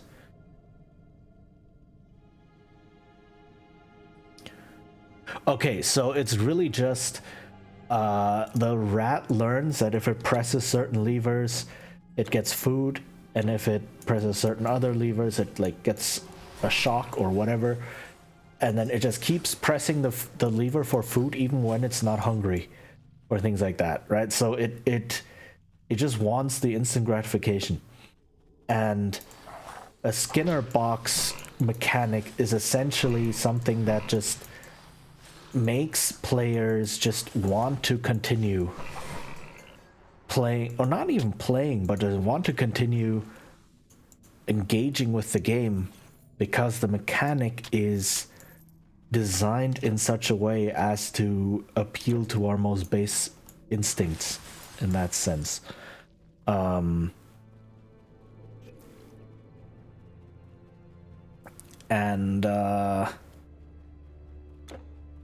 And a lot of that is quite unethical, the way those are included. A lot of mobile games do that, right? Candy Crush has, Candy Crush, for instance, is a really good case study of various Skinner box mechanics that are put in to try and get the player to pay the most money possible. And it's really horrific when you look at it and analyze it. And so yeah, that is definitely a thing. So a lot of designers, game designers, have weaponized psychology in that sense. And like statistical analysis of player behavior, etc. They've really weaponized that. And come up with some really grotesque mechanics. And you still see them, like loot boxes are a Skinner box because they appeal to gambling. Battle passes are that because they appeal to FOMO. You know, a lot of these actually horrific things if you think about it, right? Oh, I don't have one of these. So that is definitely a thing that's happening in gaming, and that sucks. And of course, the whole games as live service, that is also bad, really bad.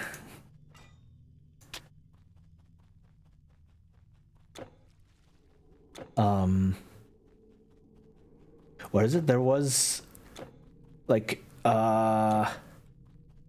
some shooter game. Was it a Call of Duty game? I forgot. Or a Battlefield game. Some big shooter game where you had a... Oh, what? The Great Shroom. Not enough energy. Oh my goodness, what is this? Like, I get stunned, and then I don't have enough time to run out of the next stun wave because the stun wave is so big. Hooray. Look at that.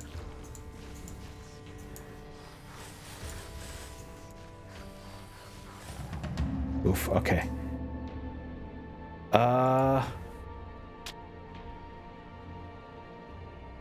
So what they did, and this is really horrible. If you like actually think about it a little bit, is there's this. It's a shooter, right? Where in multiplayer you get matched into teams. I think it was a Battlefield or something, and then fight each other. But there is a hub, an overworld hub, or a hub where everyone just kind of hangs out while you look for games to play and such. And if someone buys a loot box, that loot box gets airdropped into this hub world to that player, who can then open it. And what happens is everyone then sees, oh, this person just bought a loot box, and when they open it, all of the items get shown to everyone around you. Which also means that if you then get an amazing item, everyone around you sees how you just managed to get an amazing item from this loot box. Right? Or maybe it's not even a loot box. Maybe it's if you just buy this legendary item or something, it gets airdropped to you. And so everyone else around you is incentivized to buy this thing as well, because you just saw someone else buy it. It's like, oh my god, that looks so awesome. And then you buy it as well. And there are far worse tricks that game designers and developers and such use, which is like matchmaking in some games is weaponized against you. And what happens is you get matched, right? First you get matched against a couple of easy players or players who are lower than you or bots or whatever. And then after you have played for a while and the game determines, all right, this is the weapon you use most often, or this is the character you use most often, or whatever, it matches you against a different player who is better, who has bought a skin for that thing the game has determined is your main item. And then you lose, you're most likely going to lose against this other player. And then you see, oh, this other player who was better than me has this skin. And that is just another nudge toward you buying that skin. It's horrific. It's really using human instincts and human psychology against players in manipulative ways to get them to spend all of the money. It's actually evil when you think about it. Ha! You return, and they are dead? Good. Well, let's not waste any more of your time. The path already lies open, and it's up to you whether you follow it or not. Now you have. Trespasser, I can't help but notice the poor quality of your equipment. You call this an epic item. If you wish it, my brother and I can help. For a small favor, of course. Now, you're going to Asgard. You can bring us something that has been denied to us for a long time. The fine mead of the Einherjar from the other of Heidrun. Aha. Okay. That's the door. Okay.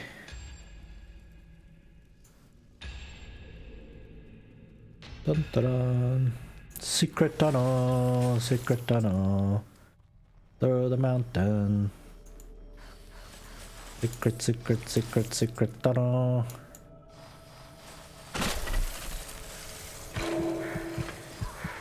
Wait, what?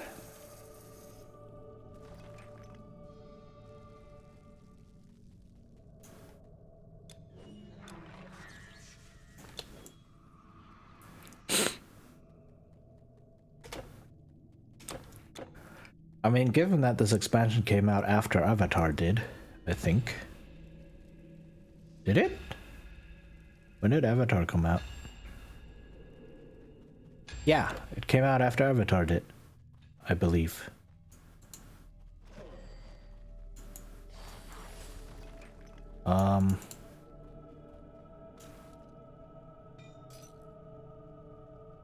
I don't actually know. I forgot.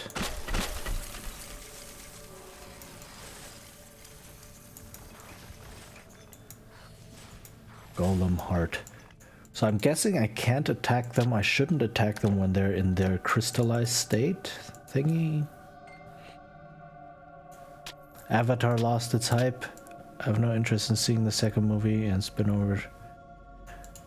No. Other Avatar. Avatar The Last Airbender. The good Avatar.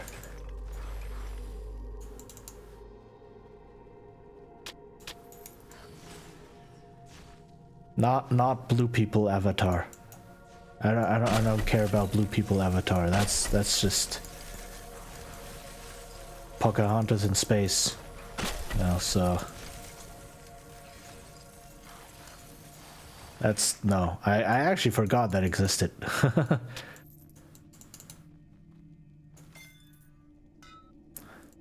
I mean, Avatar was never hype in any way. It was just pretty 3D, and that's it. That's all it was. No, but I'm talking about Avatar The Last Airbender. The amazing TV series that is Avatar: The Last Airbender. That's the one I'm talking about. And in it, they have this song that has become a complete meme, the Secret Tunnel song. Hello?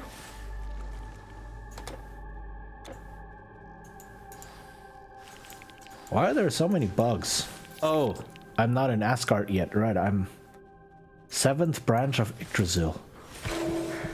Holy heck! The damages.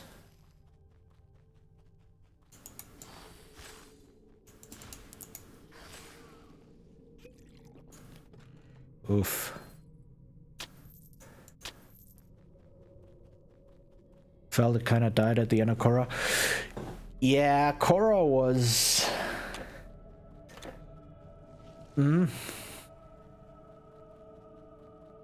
a bit messy. I mean, they had good ideas for it. And, like, they had, you could see what they were going for, right, in the whole thing. But I believe partially they were also screwed over by Nickelodeon. Oh my god, oh my god, oh my god, oh my god, the dot! Oh, I almost died. Like, for instance, how Nickelodeon was like, we'll order 1 season. And then all of a sudden they're like, you know what, we'll order 1 more. Actually, we want more. And it's like, oh, how do you plan with that? You don't, right? You can't actually plan with that. So, that's, you know, not easy to write with. Yeah, definitely. The villains, like, you could very clearly see the 4 different philosophies the villains followed and just... Ooh. Hello? What was going on there, right? Just... it... Yeah, there were some other parts. It had too much, teen drama, teen romance drama in there.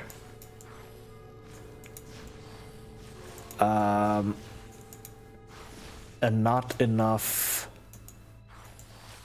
you know, philosophical depth. It had quite a bit of that, but it was overshadowed in parts by teenage romance drama. Right, so,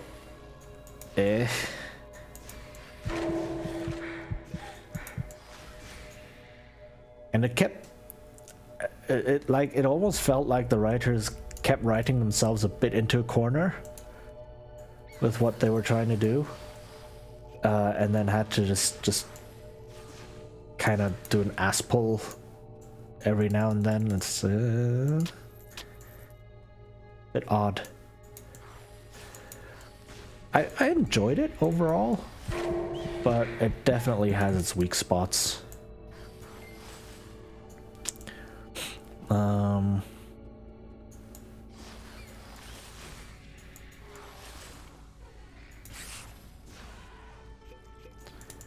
So, alright, Korra is, yeah, I think overall the consensus is Korra is okay. I mean, it can't measure up to the original. The original is just amazing. Right, so I don't try to compare to the original and say, oh my god, it wasn't as good as the original, because no, of course it's not.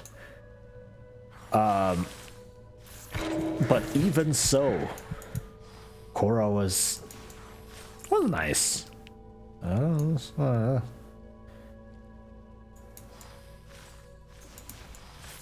Couldn't decide on a progression level for the technology.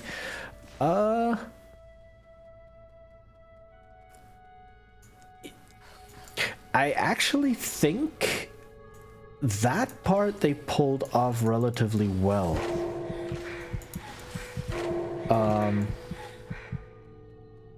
because they did try to go for what advancements would a world with bending actually create, right? And it does make sense that, wait, what? Oh, ooh, this is pretty. That like some areas would have less technology and then the big city would have more, because that's kind of how it was in the real world as well, right? It's not something gets invented and it spreads everywhere right away.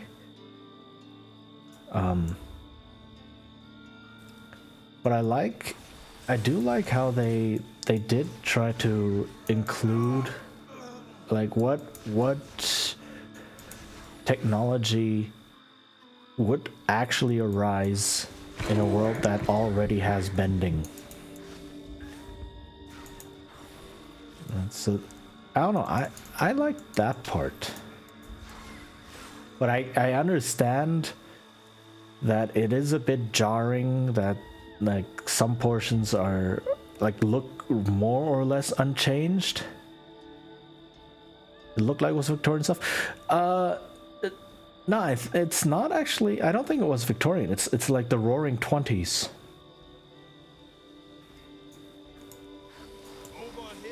Right, they got like they have electricity everywhere. They have radio, they have cars and such, so it felt more like the Roaring 20s more or less rather than Victorian. I don't know, I didn't get the Victorian vibe from it.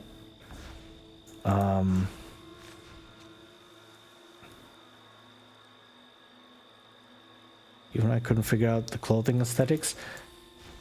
Yeah, that some of those kind of. But then again,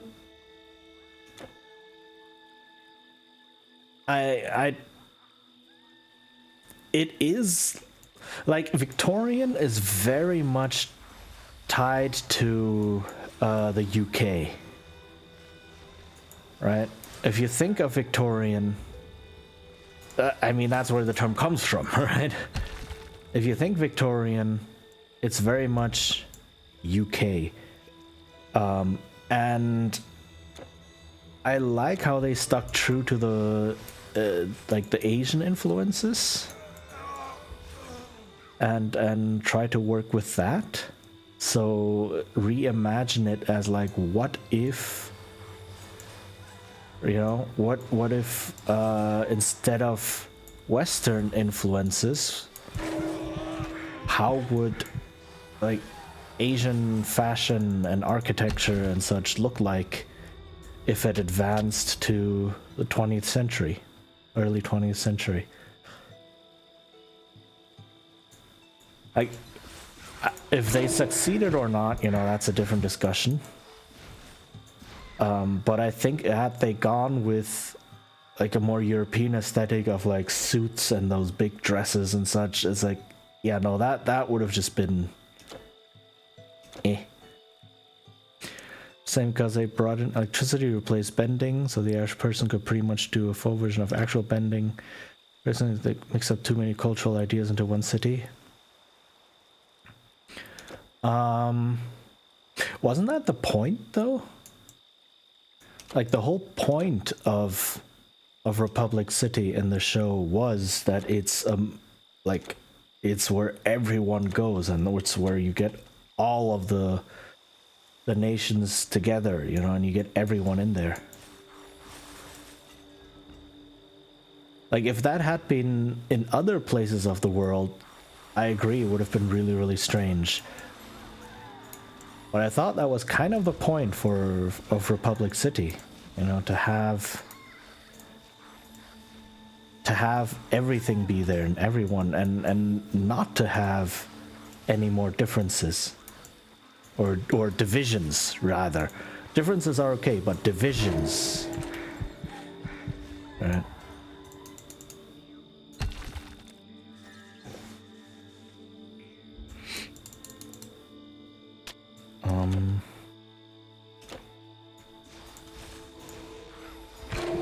Oh my goodness, these people deal so much damage.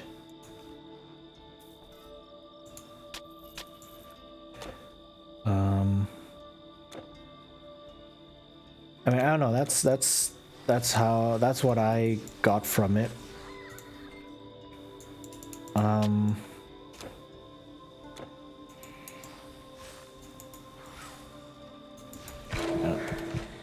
Or is that not what you meant?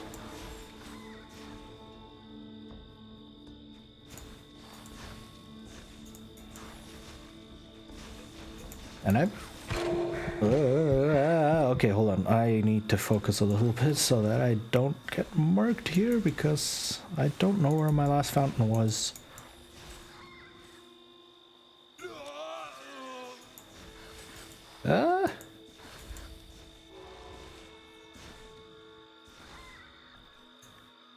Okay. Alright, when watching shows or cartoons, I like to see behind the scenes, including storyboards and plot. Wanting to know that I actually had an idea where the whole thing was just funding from a network to pump out 13 episodes. Yeah, I totally get that. Been watching 1990s Batman anime just to see. I mean, I did watch Batman the Animated Series. Definitely. And yeah, that show is dark.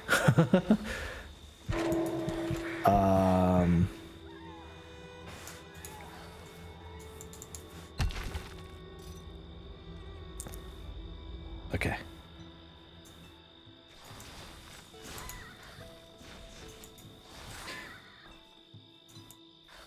And out of all the things in Korra, I think the world building was well done.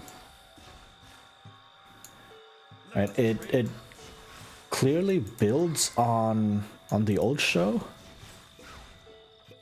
while pushing some or including some interesting development, interesting modernization that makes sense in the world. The giant box set for both Batman and Beyond, including all the background stuff and sort of, wow, dang. That is amazing.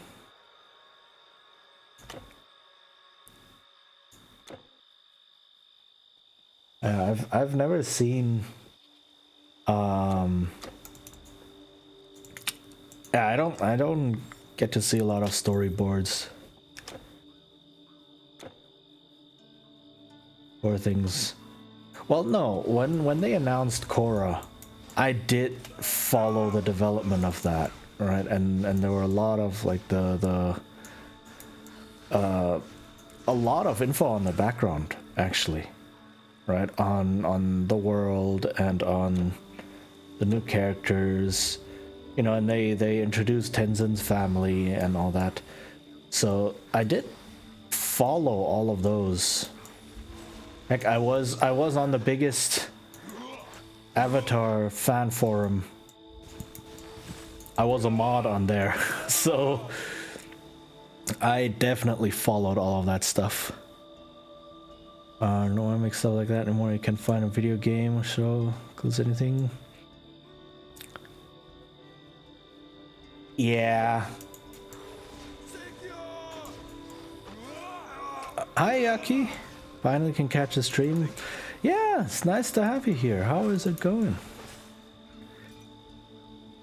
It's been going okay. I've been, I don't know, tired a lot for some reason, but I decided to stream today because I want to stream on Fridays. And there. Oh my goodness. Okay.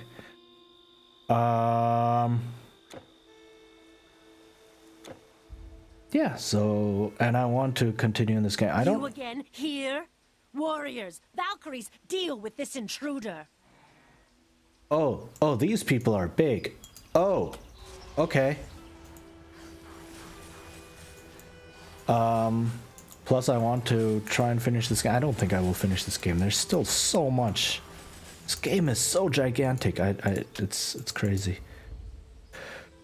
So, possible idea: watch along with Joe and Vanilla, see all the Avatar episodes. Oh, have they not seen it yet? Need more energy. Like, heck, we should. Yeah, if they haven't seen it yet, we should totally do a watch party of Avatar. Yes, we need to. We must. I haven't watched that show in so long. I would not mind rewatching it. Oh my god, this is... I cannot see behind this pillar.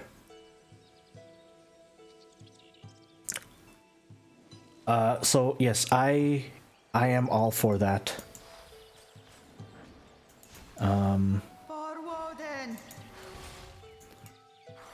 I don't know, is the show still on Netflix? I know it was on Netflix.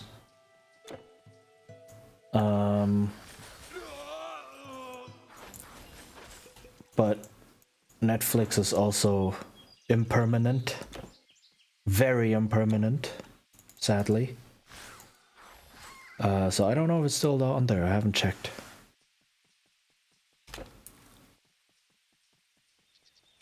But yes, we definitely need to.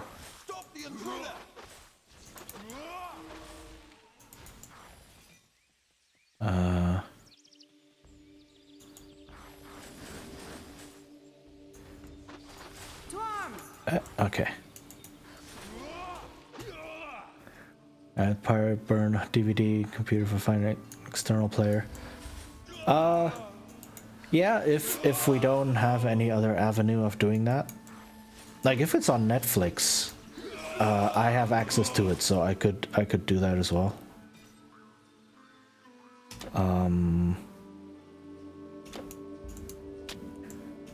So wait, I own the DVDs. I own the complete DVD set of Avatar. I just remembered. Are you gonna attack? No, okay. I don't know if I have them here. No, yeah, I have them here. I should.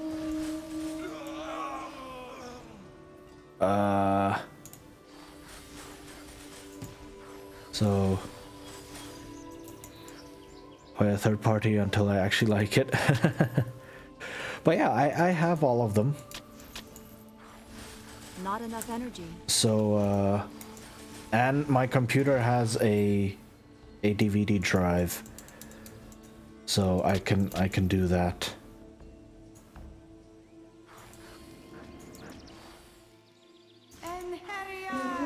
With me. Oh my goodness.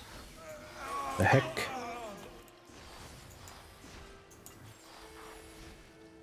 Why is it so hard to hit these people? But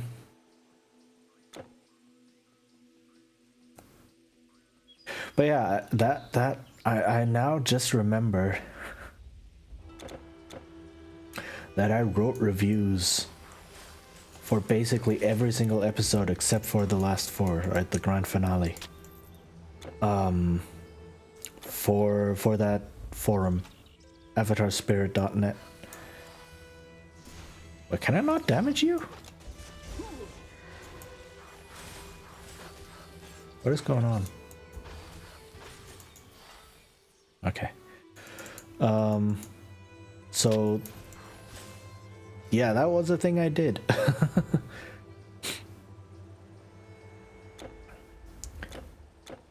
And that back then, that was like my completionist tendencies, because hold on. Sneeze. Ow.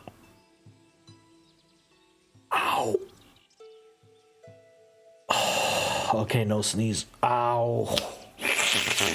Oh god.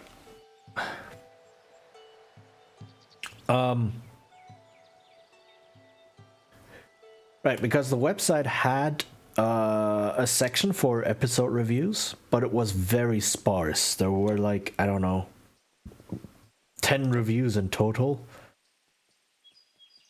for all of the episodes, and some of them were doubled up, right? Because people like to review certain episodes more than others. And so it's like, this will not stand. We cannot have like just bits and pieces of reviews here for the episodes. So I just decided to write a review for every single episode out there. I didn't manage to write one for the finale because I was so overwhelmed by it. But everything else, it's like, yeah, now every episode has at least one review. So, hooray.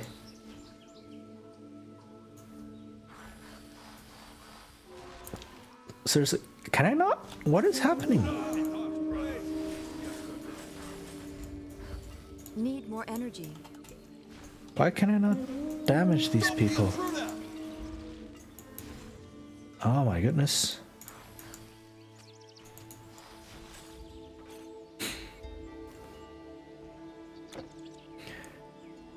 Yeah, we need to do that, definitely.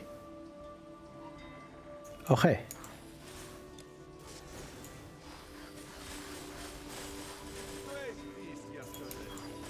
Oh, okay.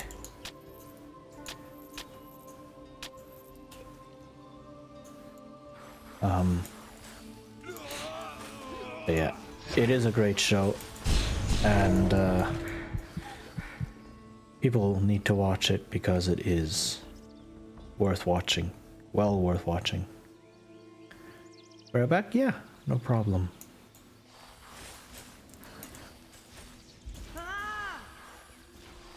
Not enough energy. Okay. This tree, I can't really see what's going on. Come on.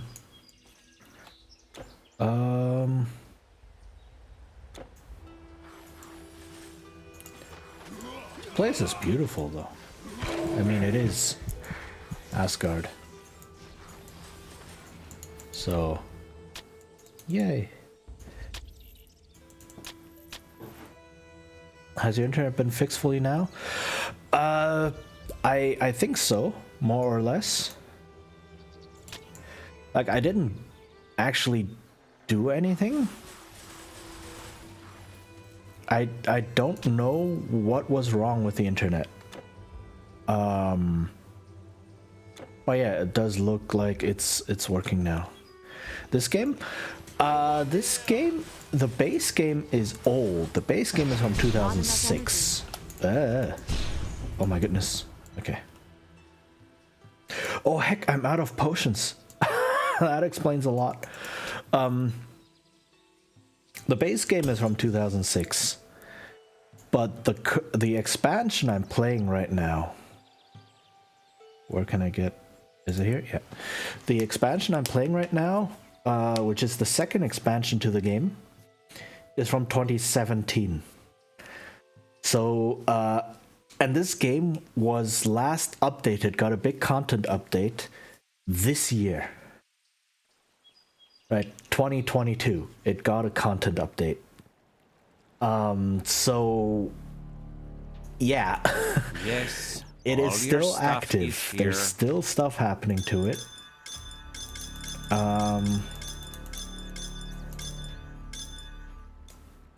So it's old, but with a very, very long history. Yeah, I know, it's awesome. It's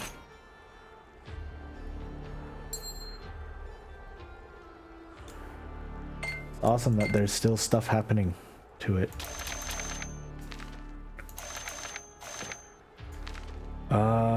Is it on Steam? Yes, it is on Steam.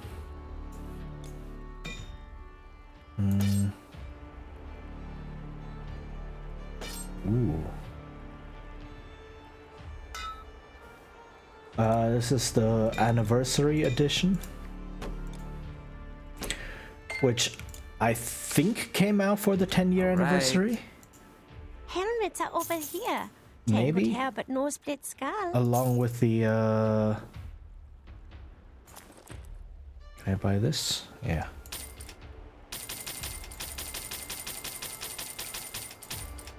Okay. Eat more potions. Okay. Slay some trolls for me, will Which you? may have been the 10-year... Oh, yeah, it is on Steam. Titan Quest Anniversary Edition. And I believe the Anniversary Edition was the one... Like, the Anniversary Edition comes with everything now. Right? All of the stuff, I think. Or maybe there's a complete edition. I don't know. But I have the Anniversary Edition. It's called that on Steam. And it has all of the expansions, all of the everythings.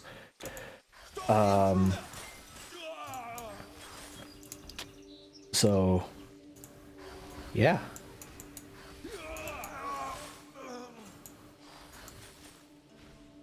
And it is quite fun. Like, some of the design is still old, some of the game design, but it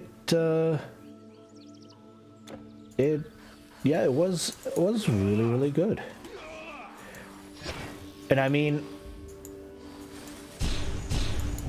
right after Diablo 2 came out, like Diablo 2 created the ARPG genre. Before that, ARPGs didn't exist. And after Diablo 2 came out, there were like hundreds of clones. Everyone wanted to be the next Diablo 2, which also means there was a lot of trash. Right, so a lot of very forgettable games that just that were just utter crap. Just trying to copy D2 in some way, and a handful were good. And this is one of them. Right, Dungeon Siege is an example of one that made it. Torchlight is an example of one that made it. Sacred kinda sorta made it. It was not vindicated, but this one made it as well, right? Titan Quest. And I mean, given that that it's still actively being developed today, like this year, shows that yeah, this game did a lot of things right.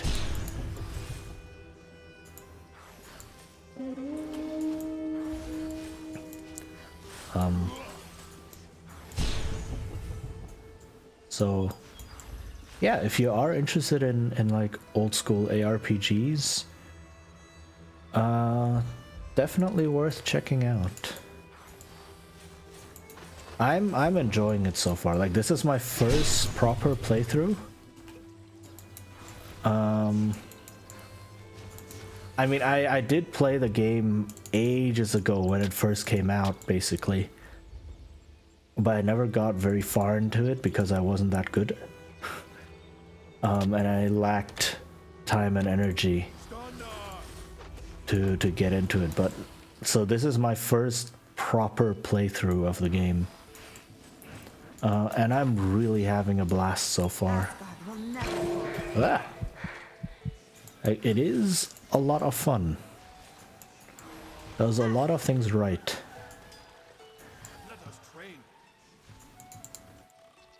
So, yeah. Not a bad one to look at. Okay. If you're looking for some older games. Not enough energy. And because it's so old, you don't need... Not enough like, energy. it doesn't cost a lot of resources, right? Computing resources. So that's also good. That's a benefit of playing good old games, really.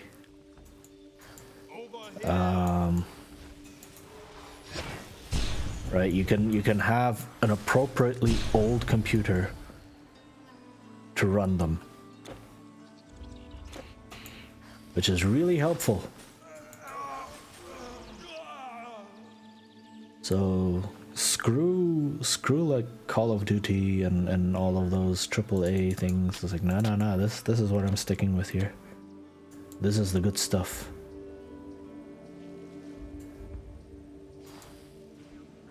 Stop the intruder. Yeah. Not enough energy.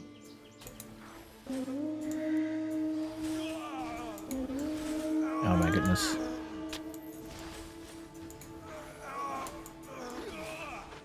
Okay. How am I not hitting her? What the heck?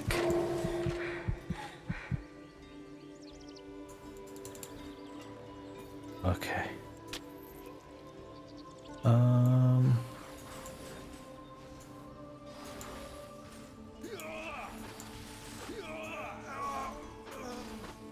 All right.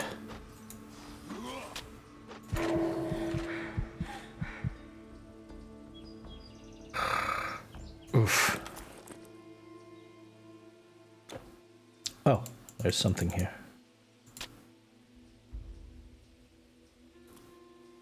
Like, there's a lot of really good things about this game. One of the biggest ones, like, the theme back then was new. Right, nowadays you have quite a few games that use the ancient world as a setting, but back then this was fresh. But a lot of other good stuff it does. The biggest one, I think, is that the entire map is handcrafted. Nothing in the terrain is procedurally generated. Right? The entire map is set. Of course, the enemies that you fight, the exact enemies that you fight, and the treasure that you find, etc., that is randomized, as is normal for this genre. But the map itself, completely handcrafted, and it shows. They actually used the strengths of having a handcrafted map, and really got the most out of it. So that is really, really cool. So every playthrough of this game, you're running through the exact same map. Which is... Wow, what are these sounds?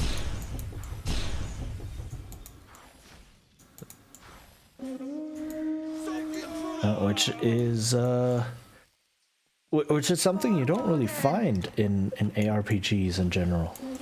Right? ARPGs are known for procedurally generated maps, right? And this one bucks the trend. And another cool little feature that actually plays into the game mechanics is loot is not completely random.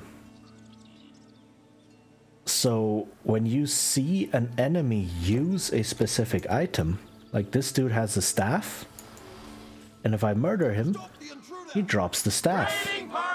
Oh, hey! You must gather your party before venturing forth. Hello. Hi. Crucify the bear? Hi. Generate what? You've been bear-raid by the cubs? What? Hi everyone. How's it going? Hello. Welcome to the stream. Let me get your name right. Crucify the bear. What were you doing? Let's check you out. The top English streamer playing this game has been going for. You must gather your party before venturing forth. Holy Uber Jedi comes here as a kid. 2 raids at once? Oh my goodness. When there were Jedi. Hi, Oh goodness. Yes, Cal, mate. Hi. Oh my goodness. What do I do? Double raid. Yes. Hello. Hello. Hi. Let me give you a shout out as well. Hold on. Xin. Did I spell that right? I hope so. Yes. Hi. Thank Jen. Okay. Thank you. So. Wow. Hi. Nice. My name is Chijin. How's everyone doing? I am a bard VTuber, and I play old and or comfy games. So today I'm playing the former category. I'm playing some Titan Quest, an old ARPG from 2006. I'm quite far into the game. I'm on like chapter 5, halfway through chapter 5 or so. But you know, you are. Yeah, I'm very, very glad to have you all here. And yeah, thank you so much for the raids. If you do need to take a break or get something to drink, have a stretch, etc., please go ahead. Otherwise, you are very welcome to chill here and just enjoy some old goodies, some old games here with me. But yeah, thank you all so much. How was my day so far? My day was pretty good. Had some good food, some leftover curry, and I've just been playing this game for holy heck, nearly 6 hours. I was hoping to finish this game tonight, but I am still in the middle of it. This game is massive. Like let me see. Where do I... Yeah, Act 5. I still have a whole bunch to go, as you can see. And then there is an Act 6 after this. So... I'm not finishing this game tonight.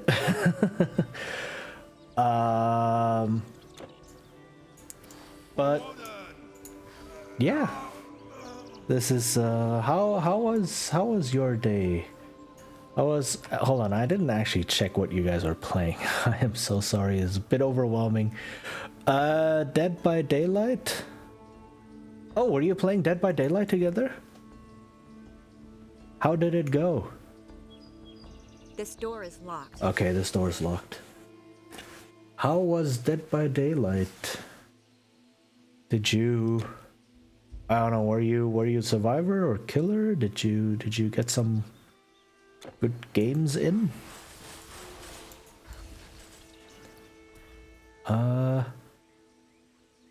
And how's it going, everyone? I hope everyone had a great start to their weekend. Black. Okay. And yeah, I was able to watch some comfy streams. And last Friday, just need to work on Monday and then holiday. Nice. Nice. Holiday is always good. So yeah, that's something good to look forward to, definitely. Yeah, especially now. I don't know, do you work remote or do you have to go out? It's freezing where I am. So going out is a bit painful.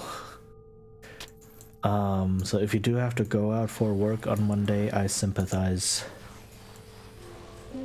What is happening? I am Woden's shield. No, you're not. Oh my goodness, I cannot hit these people.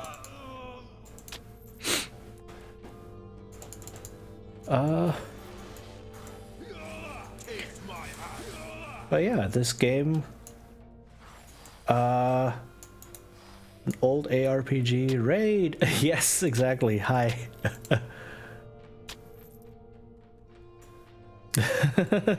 That's okay. I appreciate it all the same. The ravens will have you. Is it, yeah, old ARP Titan Quest? Yeah. Is this my first proper playthrough? Like, I used to play it back when it more or less first came out. Yeah, I think I played it basically when it first came out, but I wasn't very good at it, and I had a lot of big life changes happening then. Like, I graduated high school, had to start looking for university, a lot of things going on, so I never really got far into it. Which means this is my first real playthrough. Plus, this expansion didn't exist back then, right? I'm in the second expansion, Ragnarok, where you go into the Norse lands and are fighting the Norse gods and so on.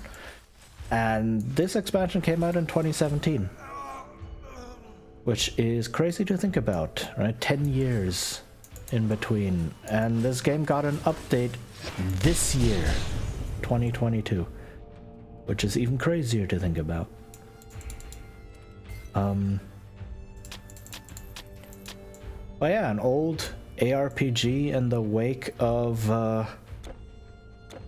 Diablo 2, right? When Diablo 2 popularized, or not just popularized, but like crafted the ARPG genre. And then lots and lots of other games tried to follow in the footsteps. Ooh, what's this?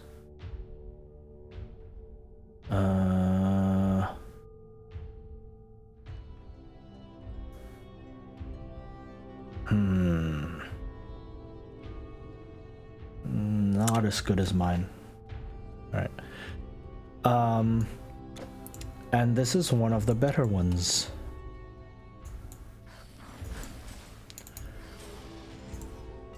So, yeah, I am having a blast playing this. It has a couple of faults, and the design is a bit outdated in parts. I've been ranting a lot about the design of this game, as I do about designs of many games. But overall, this is a really, really fun game. And it's available on Steam with everything, so, you know, if you are interested in some old games. What is happening? Why is this door? Do I have to go from the other side? Is that what's happening?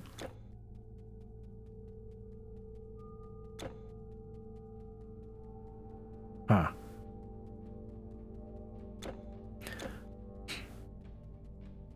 But yeah, there's still a lot of gems among old games that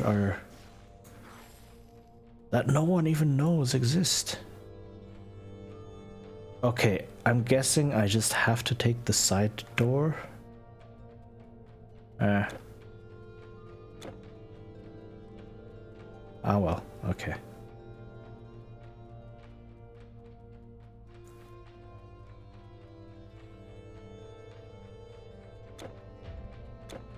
Right, so right now, we are trying to face off against the Norse gods, because for some reason the Norse gods have turned against the people, and these are like Asgardian warriors who are pestering the common folk, and we have to find out what's going on and maybe pull a Kratos on them, you know, as you do. So this is like Titan of Quest, essentially. But yeah, I don't actually know what's going on.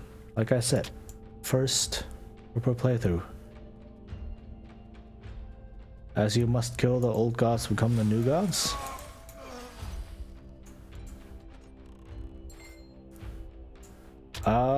I guess? I don't actually know.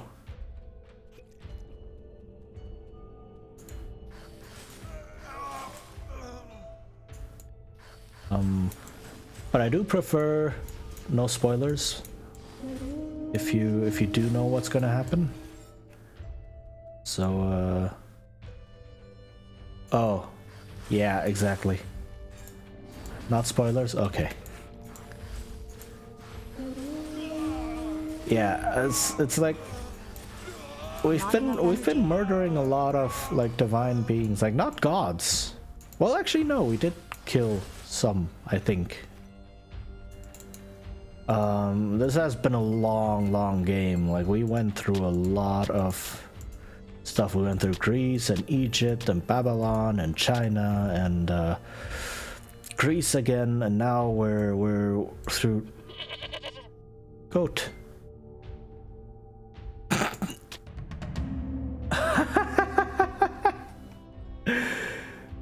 Enough said. Okay. That was a quest item. This is meat. And apparently this goat, if you milk it, it doesn't give you milk, it gives you meat. That's amazing. I want a goat like that, please.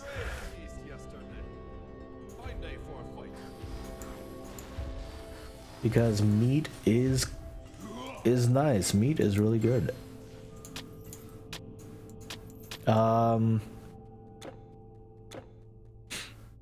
So yeah, that's the thing. But yeah, in this expansion, explicitly, it's like, oh no, the gods have turned against us, and all the warriors from Valhalla are coming down and attacking mortals and such. It's like, what's going on? What is happening? And we're now invading. Here, hero, I'm in here. Oh, hi. Need more energy. Ah. Okay. Let me loot first. Okay, and then I will talk to you. You really impress me, Titan Slayer, fighting your way in here alone. I see my faith in you was truly justified. Stay close to me now. I know where we need to go. Okay.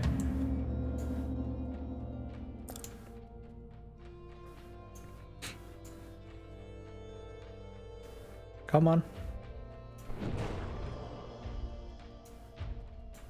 What's this?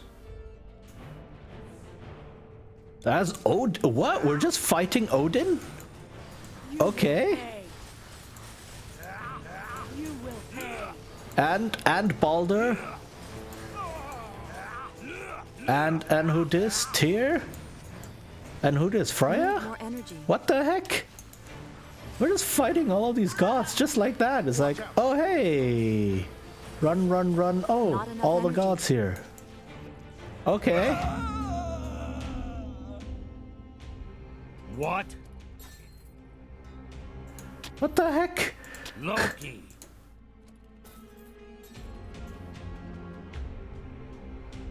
Who the what?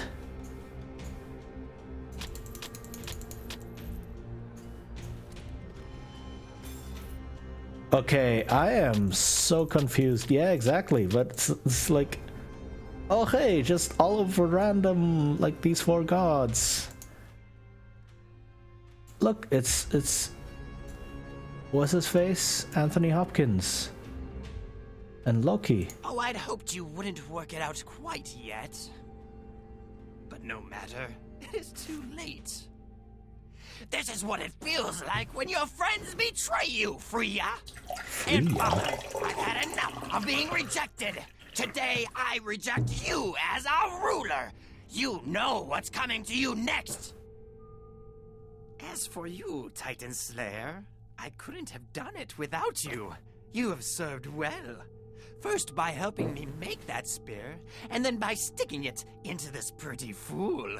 Almost too well, in fact. I hope you understand that I could not risk just asking you politely, even though they deserve what is coming to them. But in case you need a little time, shh. Merely a little safeguard. You'll get over it. What? Now, if you'll excuse me, I have important business elsewhere. Give my regards to Hell. What? What is going on? Give my regards to Hell. Okay, he just says that one again. You fool. Yes. Do you have any conception of what you have done? We did not attack your world. We were about to investigate these rumors ourselves when you assaulted us and killed my son. Rip. But the truth is much worse than that. There is a prophecy. The death of Balder, which Loki used you to bring about, is said to set in motion the events of Ragnarok, the end of all things. A war between gods and giants. A war that will end in our downfall and destruction, and that of the 9 worlds. Until today, we thought we could avoid it. We took precautions, but we hoped the prophecy was wrong. But now I see that we cannot escape our fate. We must face it, and fight valiantly to our end. However, there is still time. Loki said he had more to do. We must find out exactly what he is planning and prepare as best we can. Mimir. Yes, Mimir will know. While he is not a friend, he is the wisest of all beings. Follow me. We must seek out Heimdall, the gatekeeper. Tell him what has happened and convince him to send me to Jotunheim, where the frost giants dwell. I must have his knowledge at any price. Okay. So yeah, this is interesting. Like, Balder actually dies, and the other 2 gods are just like, wounded, but you know. My poor Balder. He was the kindest and the fairest. Everyone loved him. When we were warned that all this might happen, I personally ensured that no dangerous thing could hurt him. But mistletoe? This reminds me of Baldur's Gate. In a way, yeah. Like the graphical style definitely somewhat reminiscent, and like the environments as well. A lot of this is like, man, you could set a proper full RPG in here, not just an action RPG. Welcome, welcome! You won't find any finer arms. I've sold battle gear to Donor and Tyr. Mind you, I've cracked a couple of Jotun skulls myself, I have. Armed with my own weapons, of course.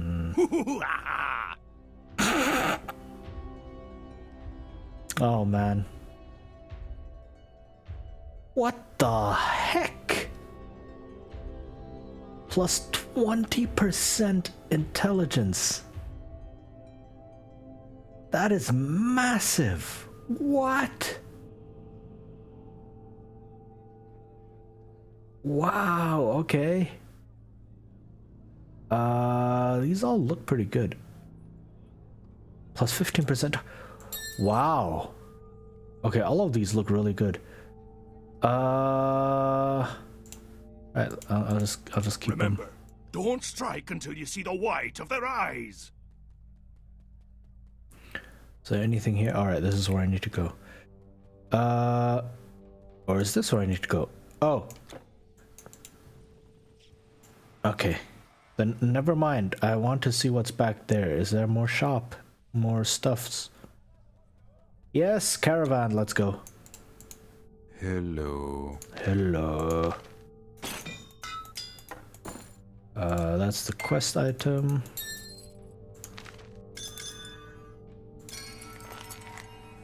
Okay.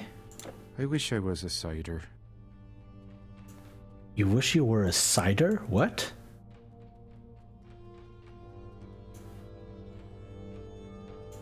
Like the drink? What? Okay, I want to hand in that quest item to finish. Hand in the meat from the goat. That is so weird. But okay. Is for a side quest. Ah, you really made it. The mead of Valhall. It's been a long time. Though the taste is not as sweet as I remember. Let me see then. Yes. I think we could surely improve your so-called epic weapons and armor. Our craft is not flawless, but the best you will find. So we can make a deal. The price for the work itself will also be mead. But not just any mead will do. Only the best. The mead of poetry. You surprised us once, Trespasser. If you can find this, we'll do any work you want. You want more? Sheesh, how greedy are you?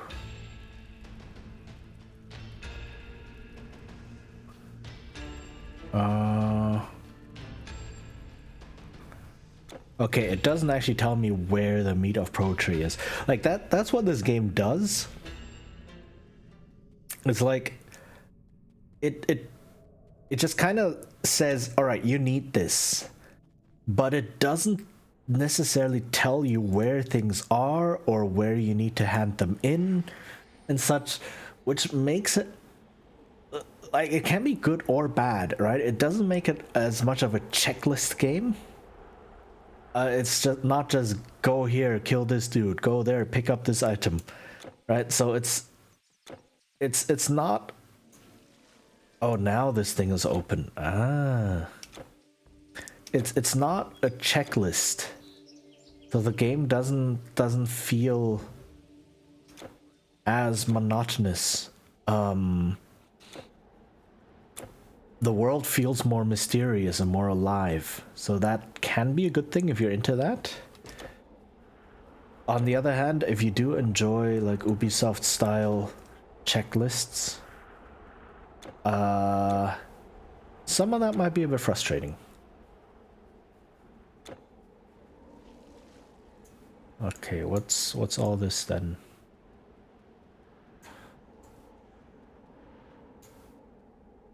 Who are you? Some dude.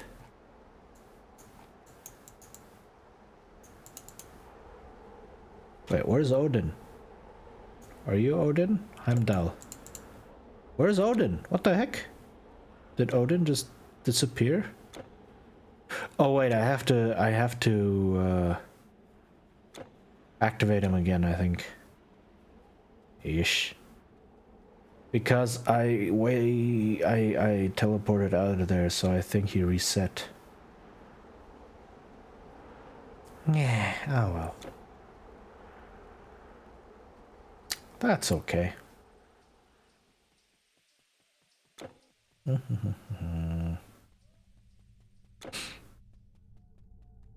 Maybe? Hello? Odin?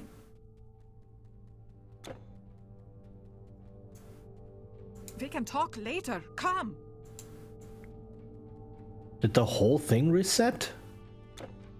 Did I just bug out the game?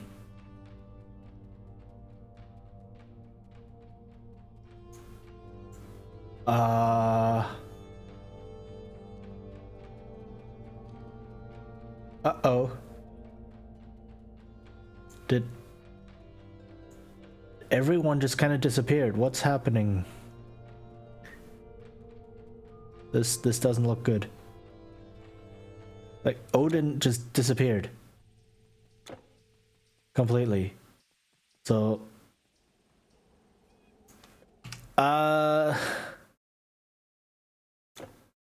Let me go to the main menu. And let me load back in. And let's hope that resets everything. So that I can actually... continue with the quest. If I just soft locked myself, that would really suck.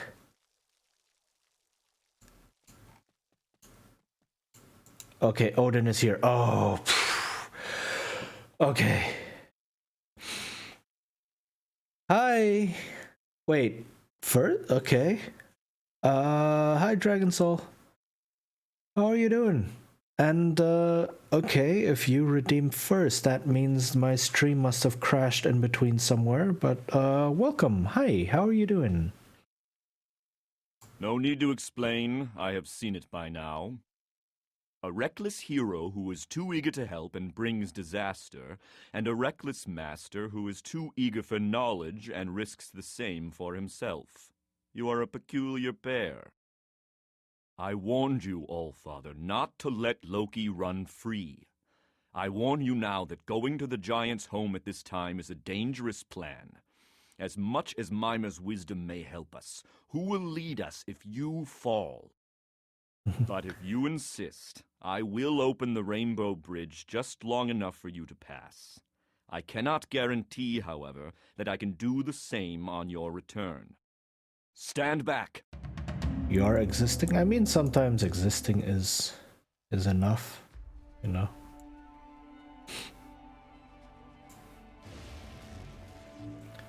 Did the thing just break? That thing looks broken, dude. Did you not maintain this? This is some real shoddy work, my man. Heimdall, I'm very disappointed in you. Sabotage! Someone has tampered with the bridge! I cannot close it! And I see the Jotuns are entering Bifrost from their side. They've been expecting this.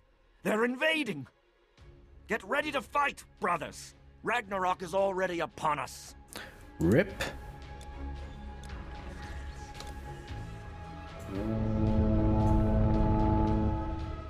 Okay, that is cool.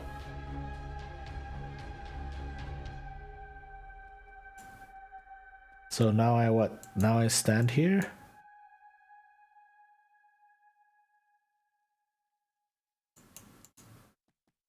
Oh, that cursed trickster. Surely this too was Loki's work. He knows me too well, and I was a fool to assume an honorable battle. Well, yeah. I have to lead the defense of Asgard now, futile or not. If you really are on our side, warrior, go to Jotunheim in my stead and seek out Mimir. Find out what he knows. It could still help us. You are a mere human, and small enough to maybe escape the giant's attention. You must slip through their ranks. It's the only way. I will send Donar to assist you if possible. Go! Well, dude, he's literally called the Trickster God. What did you expect? Ooh. Oh, this is cool.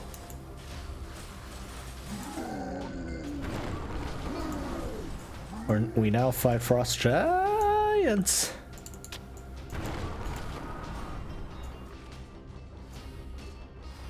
Doing a good job leading the defense there, Odin.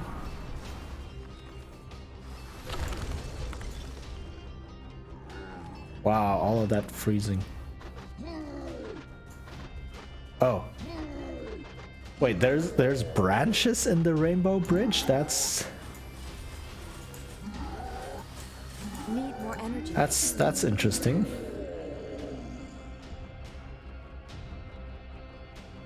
But okay. Not enough energy. Ow.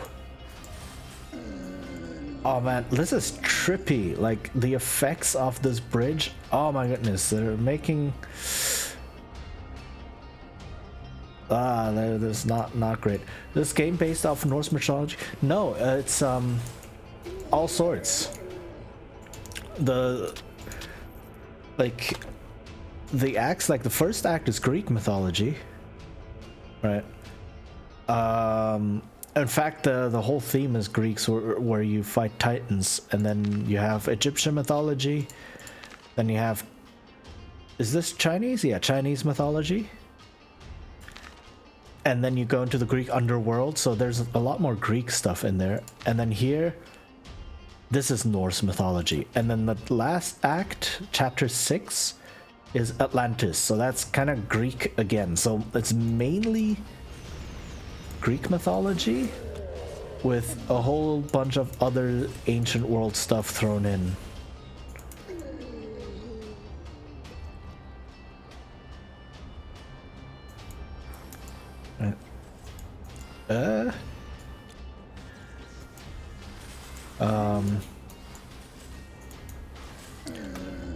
But yeah, you do travel all over the place,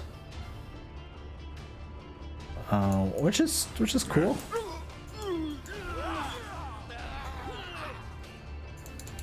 And then you fight all sorts of different mythological beings.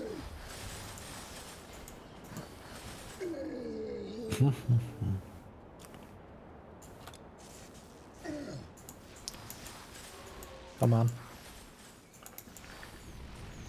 Ooh. Okay.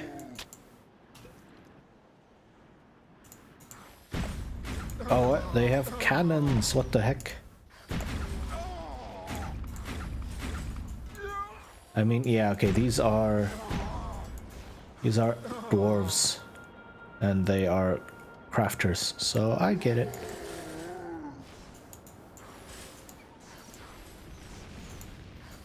What was that thing? I don't know, but it activated, so it must be good.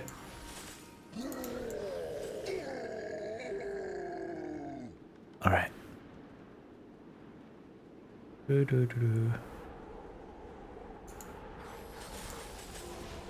Need more energy. But yeah, the Norse mythology thing really only came up in this chapter. Like before that, there was none of it.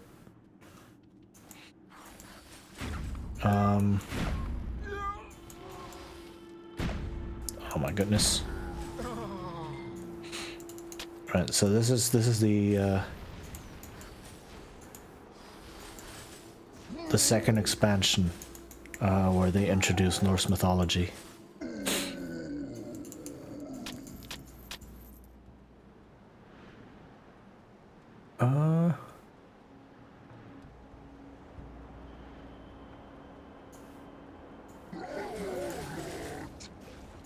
And then, I mean, yeah, this game has 3 expansions, so that's quite a bit. Which is also why there are so many acts. Right, the base game only had 3 acts, which is kind of standard-ish. Oh my goodness. And then the 3 expansions each added another act, doubling the game length, more or less. So yeah, there's plenty to do. Plenty to see. Ayo, trebuchets, counterweight trebuchets. Nice.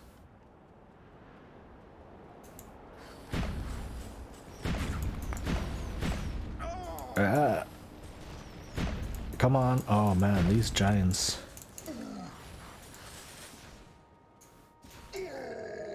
Okay.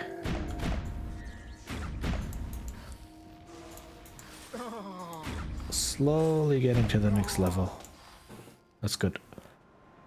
I need more skill points.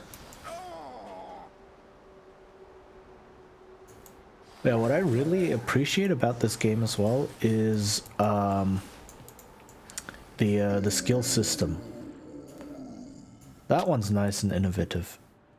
So you don't pick a class when you start, you just start, and then there are a whole bunch of skill trees that you can pick when you first gain your skill points that level up. Oh, it's a warg, okay. So there are something like 11 to choose from, including all of the extra stuff. Right, all the new stuff and such. And you can choose up to 2. You don't have to choose 2. Right, you can choose only 1, but choosing 2 is usually more beneficial. Because because it also gives you more stats. And you can combine any two that you want. Right now I have Storm Mastery, which is where the ice powers come from, and Spirit Mastery, which is focused on like undead necromancy stuff. Oh, I do have unused skill points. Well then, let me make my Wisp a bit stronger.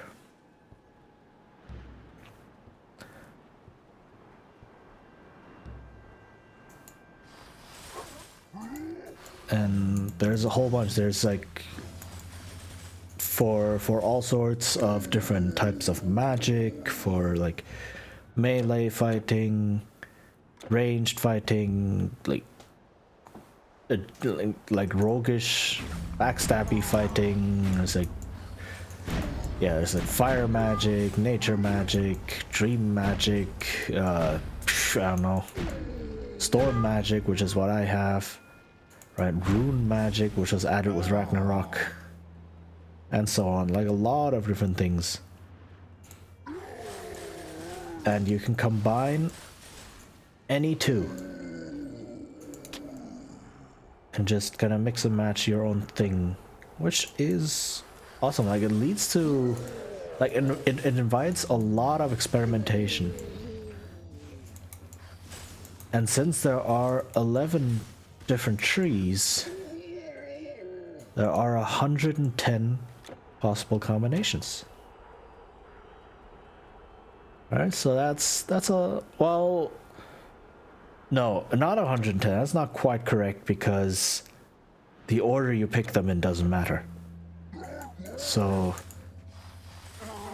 it's half that, 55. 55 different combinations. 110 was a bit much. 55 different combinations. But still, that's a lot. Right, that's a lot of combinations.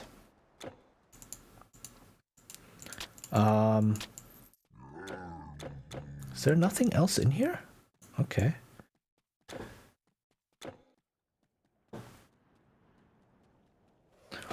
So you can just experiment with different builds. Which is something I really like in games like this. And just trying out different things, and seeing what works.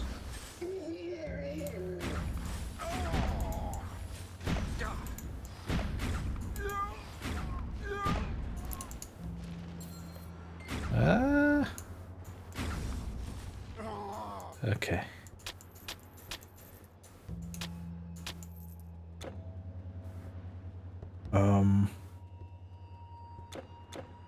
Yeah, I can't actually show you all the trees right now because I've already picked mine a long time ago.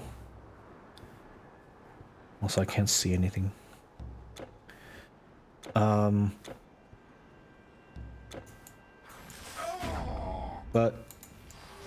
they are there. Plus, there's an extensive wiki still for this game. Like I said, this game is still being worked on today. It still has people doing stuff for it even today, so it's definitely a lot going on. And apparently there's also speedruns for it, which I mean, I could have expected that. Ugh. But yeah, people speedrun this game. In fact, oh my goodness. Good thing there was a fountain right here. In fact, one of them raided me a while ago. Also, I know I was playing this game because it's like, yeah, you know, speedrunning this.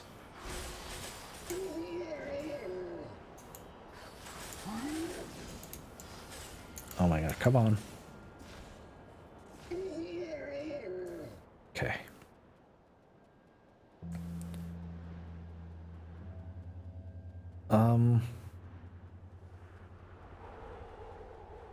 Like the game. Now you die.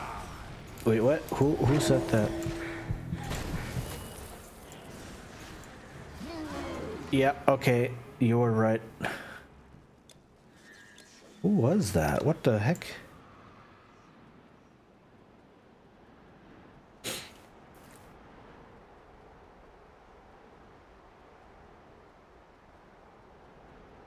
Okay, I didn't even get to see... Oh, hello, if I can maybe kite you guys out of here. Okay. Who are you? Thrym. I don't know who you are. But he's gonna kill me because he freezes me for 5 years. Yeah, this game... A lot of this is like, there's a lot of CC in this game, which is not something you see in more modern designs, right?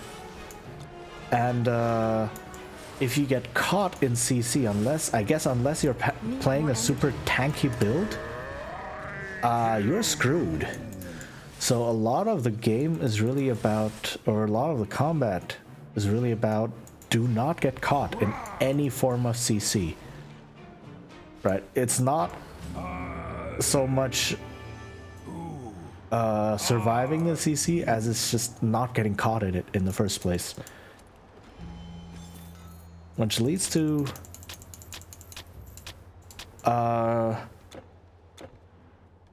slightly different combat than some modern. Is that a mammoth? It's a mammoth and a baby mammoth. Oh my goodness! Oh my goodness! Oh, that is amazing! Look at them! Oh, that is so cool! I love details like this in this game. It's so cool, so amazing. There's so many of these details. Look at them! Look at them! Ah! The little dude! Oh, that is nice. I like that.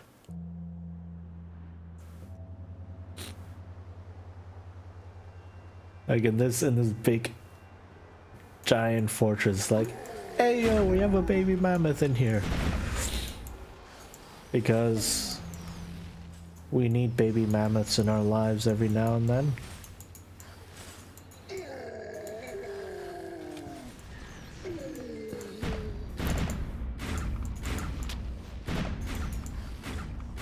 Yeah.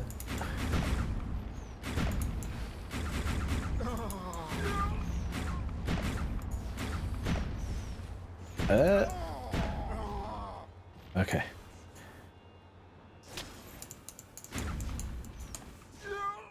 There.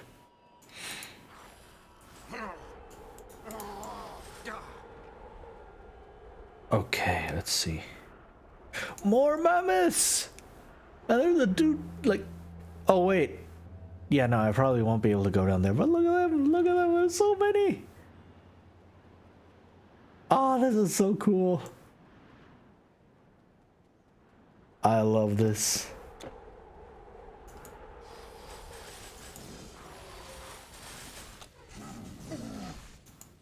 Come on. All right.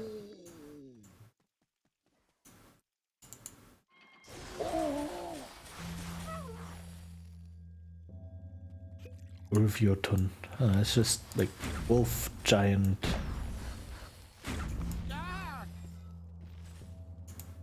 Need more energy. Okay.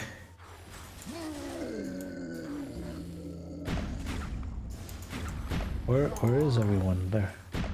Bit difficult to see these people because they're pretty dark and not very big. And this hallway is pretty dark as well and has all of these tiles, so they just kind of blend in. But that's okay.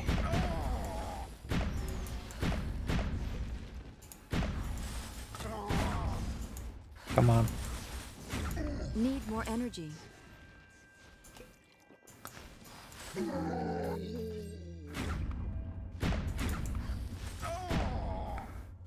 At least they die relatively quickly.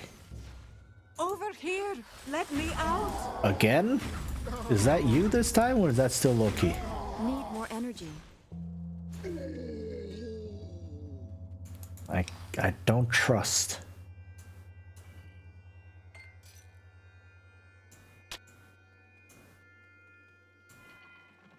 Well, looks like I got no choice. Human! I would say you were sent by the gods, but after what happened, I'm not so sure. I am...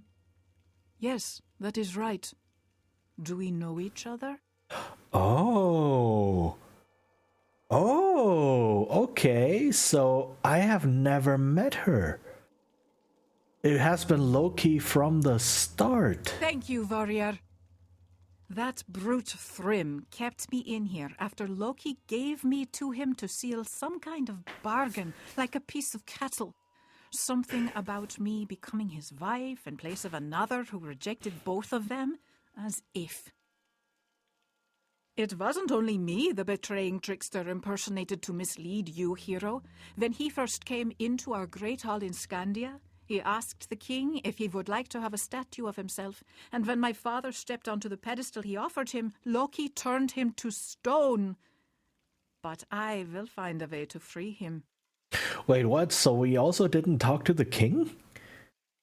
The king was Loki as well? What?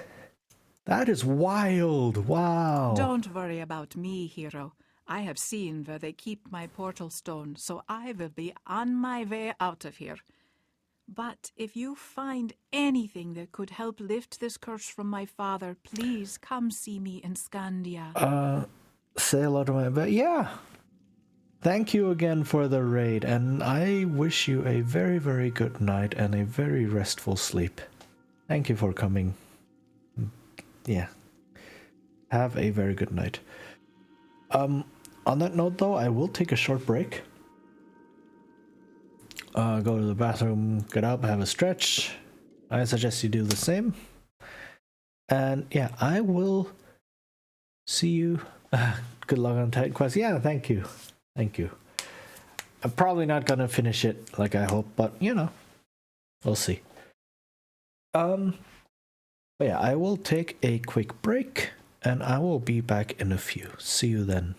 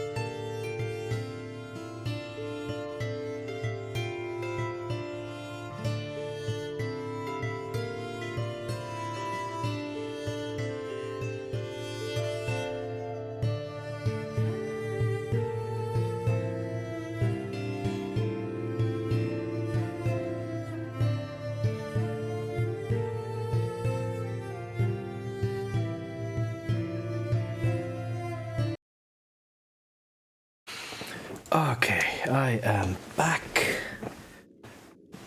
I hope everyone was able to get in a good stretch, refill some water, etc. So yeah, let's thank you. Let's continue this for now.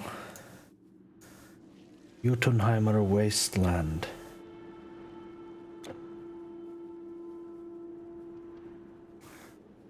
Okay, let's see. Yeesh. That's nasty. Do not like.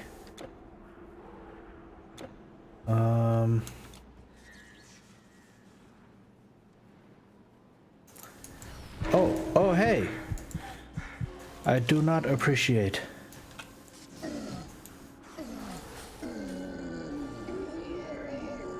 Okay. Yeah, if you do get stunned or frozen or petrified or sleeped or trapped or whatever, there's so much CC in this game.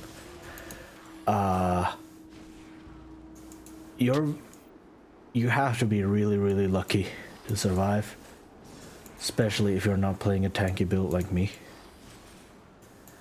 I accidentally built a glass cannon, so that's less than ideal.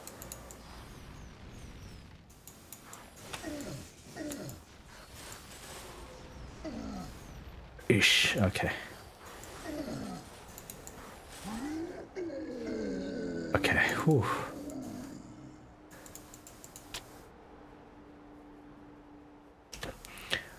Let's see. Oh wow, that missed. Oh my goodness. That was lucky.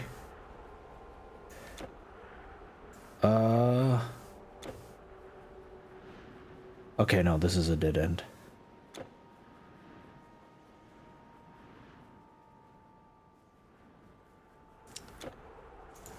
And I'm loving these environments.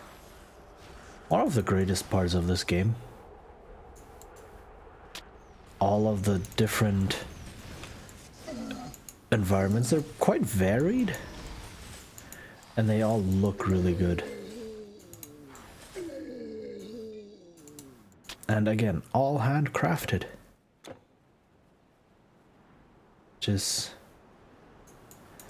Which is part of what makes it so reminiscent of more traditional RPGs. Like Baldur's Gate and such.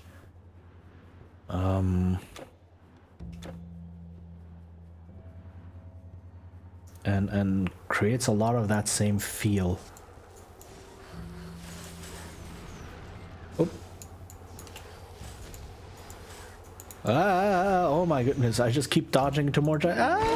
Ah. Rip. Okay.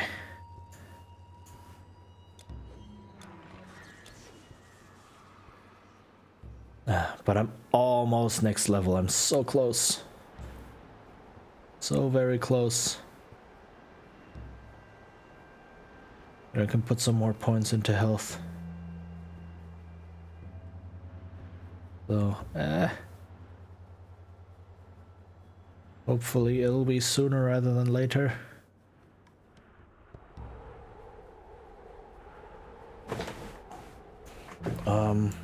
Wait, where? Oh, down here, okay.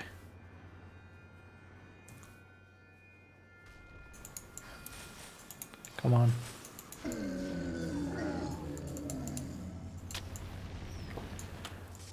There's always more giants. Why are there always more giants?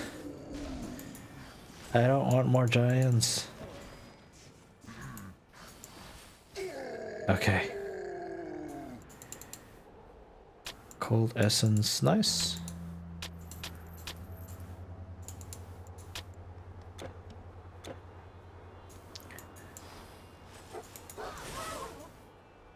Whoa.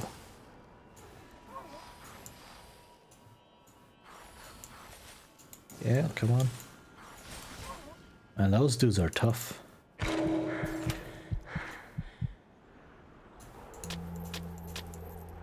Okay.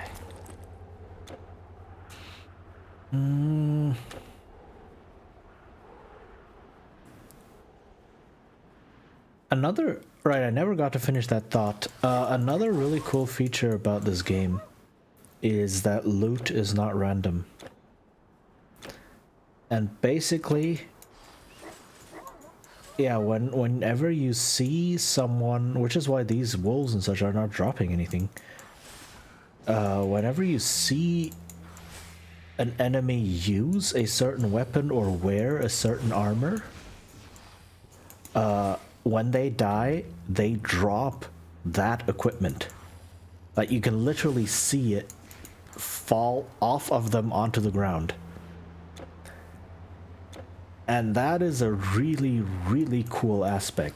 Like, sometimes, and that just makes enemies very, very different from one another as well. Like, you could have, like, if you watch it, he has a sword and a shield. Not enough energy. Right? And this dude as well. And if he now dies, he will drop the sword and shield. Come on. See? There's the sword and shield. Which you can... Same here. Sword and shield. That you can pick up and use. Have a great... Oh. Have a good lurk, Yaki. And thank you for being here. Thank you for stopping by.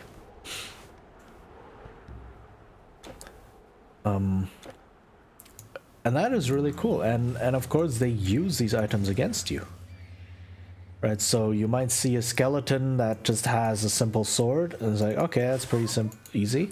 And then you see another skeleton that's wearing a whole bunch of armor with a sword and a shield, and it's like, oh, okay.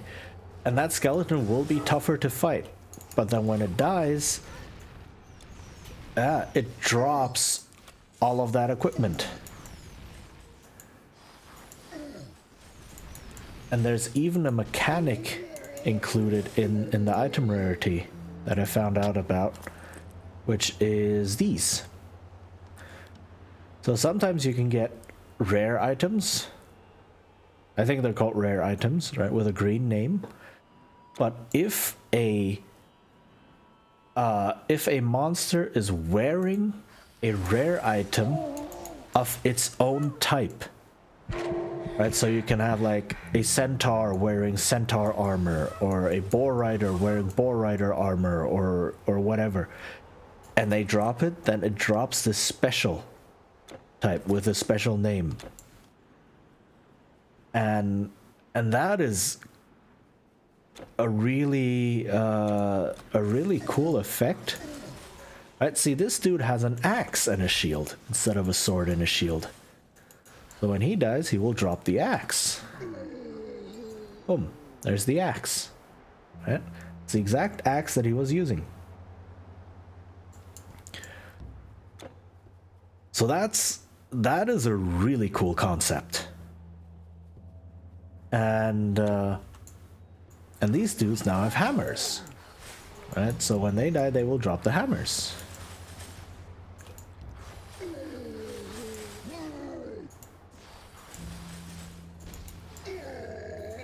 There's the hammer, right? And I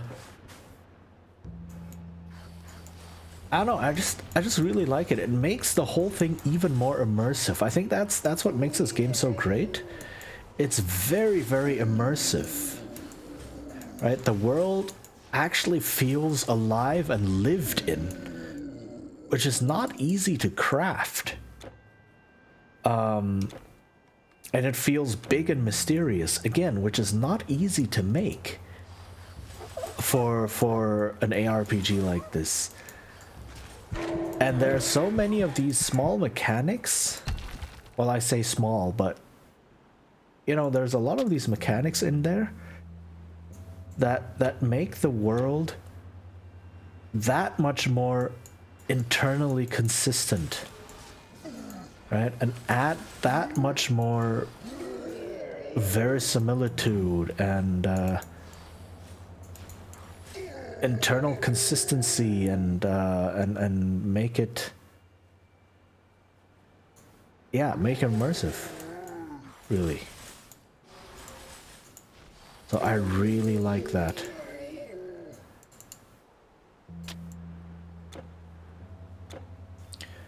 I guess that's a huge part of the charm of this game.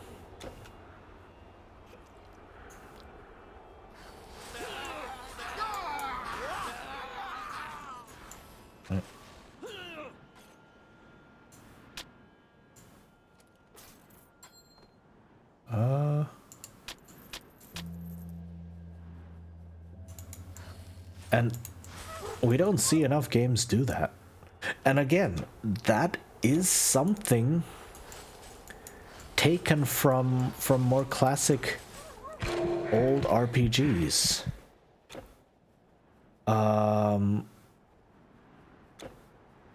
Like Baldur's Gate, for instance, which functioned the exact same way. Like nowadays, when you have any sort of RPG, be it an ARPG or even a more classic one, a lot of the loot is just randomly generated, right? Sure, there might be loot lists or tables and weighted probabilities and what have you, all sorts of behind the scenes math stuff going on. But at the end of the day, at the end of the day, it is random loot, right? You murder a skeleton and it drops a plate mail or something. Or you murder a wolf and it drops an axe. Right? Anything like that. And it's like, okay, sure. But it's a bit odd. And old RPGs, like Baldur's Gate, for instance. Rip, should have paid attention. Like Baldur's Gate, for instance, when you... Where am I? Oh no. Oh no, that is far. When you fight monsters, or fight humanoid monsters mainly, the loot they drop is all of the equipment they were wearing. So if you fight, say, a hobgoblin who's wearing leather armor and using a bow with a bunch of fire arrows and also having a short sword, and you kill that hobgoblin, that's exactly the loot you will find, plus maybe a bit of gold and such. So that is a staple of old RPGs, which is also how the tabletop versions work, right? If you fight a bunch of goblins using short swords and you defeat the goblins, then that's what you find. You find their short swords, right? You don't randomly roll on stuff and be like, oh yeah, this goblin actually had a bow, even though he was just fighting you with a short sword. Or this goblin now has a magic wand, or this goblin is carrying around a ballista, or what have you, right? So that's exactly how tabletop versions of the game work. So that's how computer versions of the game work. And again, that maybe you just saw it. This skeleton was wearing this armor, and when it died, this armor is right here. Oh, ouch. And again, that is just more... I don't want to say evidence. Evidence is a strong word, but more indicators that the designers of this game looked to classic RPGs like Baldur's Gate when designing and developing this game. There are a lot of smaller design decisions that that point toward this. And whether they did that because they wanted to evoke a certain feeling, or because ARPGs weren't fleshed out yet, or both, right? This is definitely what it feels like. So yeah, that's that, and that makes this game, oh my goodness, stand out, really, even today, because a lot of more modern ARPGs and even more classic RPGs, like even Neverwinter Nights started doing this, right? The first one. Oh my goodness, what are you? I am frozen. Even Neverwinter Nights started having random loot. Oh wow, that's big.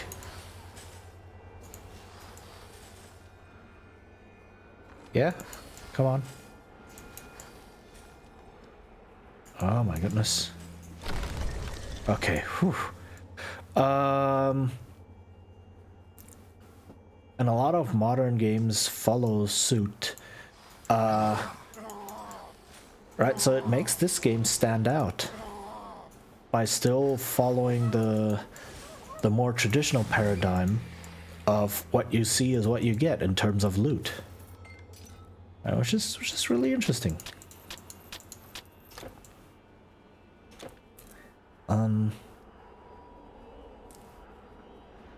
And so yeah, fair warning to everyone who's still here. I rant a lot about game design. Well, I say rant. I talk a lot about game design mainly because I am a game designer. And that's one of the things I pick up on in games. So if you are interested in some game design insights, I mean, I'm by no means an industry expert, but I have done a lot of game design and I have looked at a lot of stuff, so if you're into that, you're welcome to stay. If that's not interesting to you, then I understand. If, you know, if you'd rather listen to something else or someone else. But yeah, that's one of the big things I keep talking about. Definitely. Okay.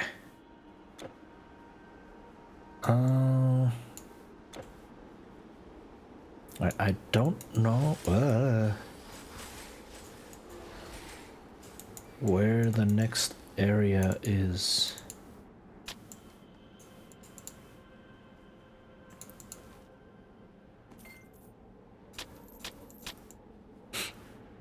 Like, one thing this game does is it does have a lot of like a main quest area and then side areas for side quests.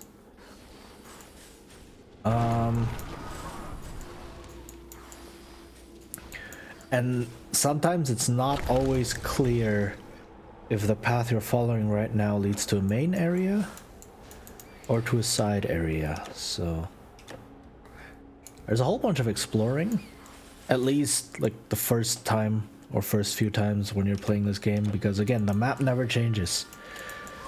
The map is fixed. So once you know the layout of the map, you know where you're going. But I'm just kind of exploring everything because, you know, I just want to see what this game has. Oh my goodness, how far does that reach?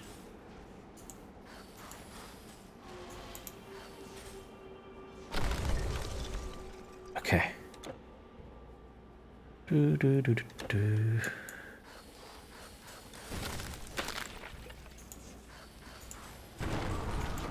Yeah, I guess you just dodge sideways.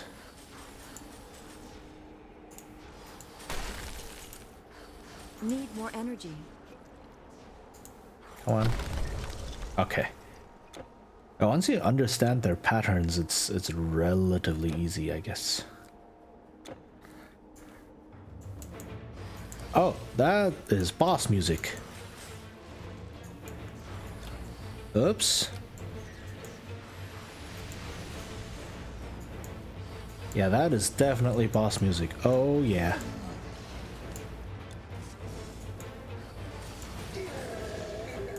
Okay, one of the giants down. Okay, maybe I can use this rock to my advantage. Yeah, looks like I can. Nice!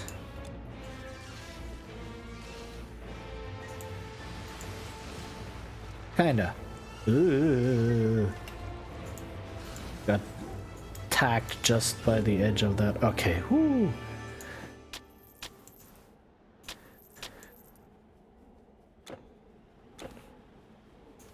What is this? Meat of poetry. Ah. Nice. Okay, so this was just a big side area. But it got me the quest item for the side quest. Nice.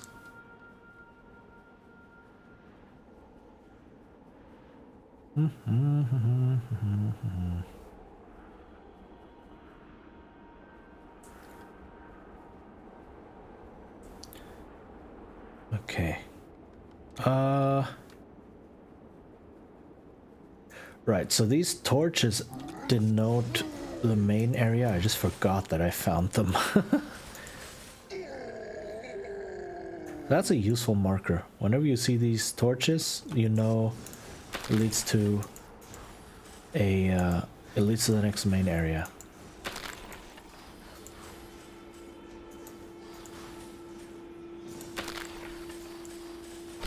Okay. Whew.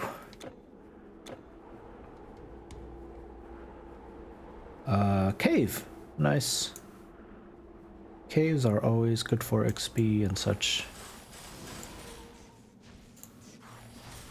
There's a lot of these frost giant dudes, frost dudes, I do not appreciate.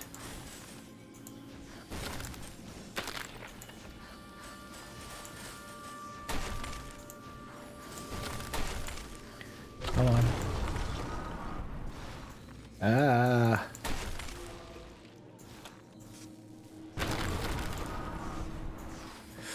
Ow. Ah! Okay. Just need to have enough room to dodge sideways. Okay. Whew. This is rough, but okay.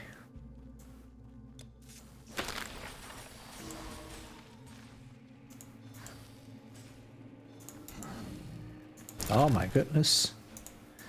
Like the speed at which they can just keep casting their stuff is also pretty high. Oh god. Ah. That's slapped. Okay.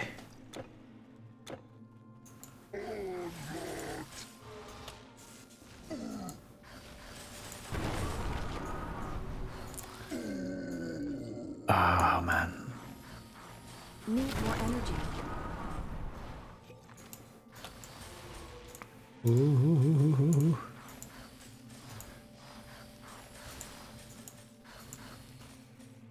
Oh, come on.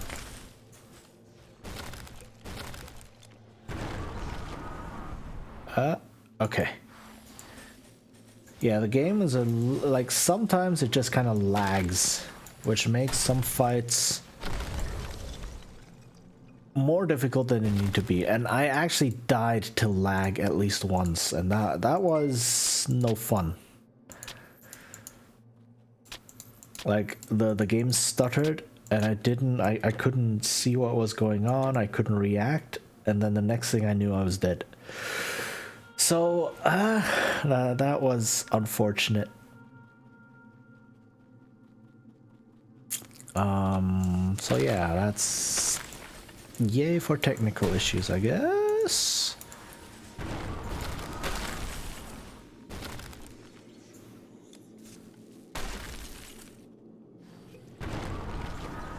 Oh, that was not good. That was not good.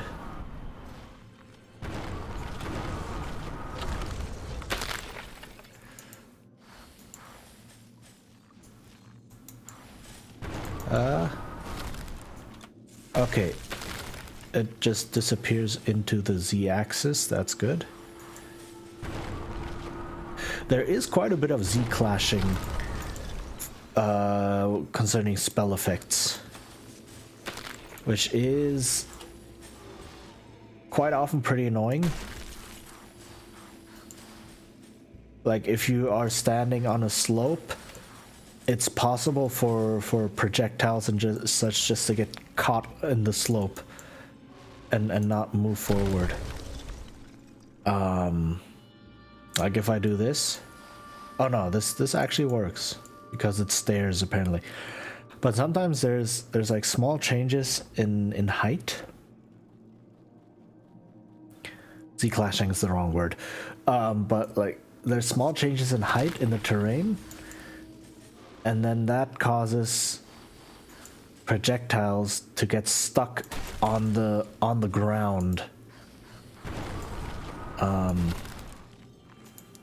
which is annoying because it makes some areas way more difficult. Like if you're fighting uphill, for instance, your projectiles basically have no range.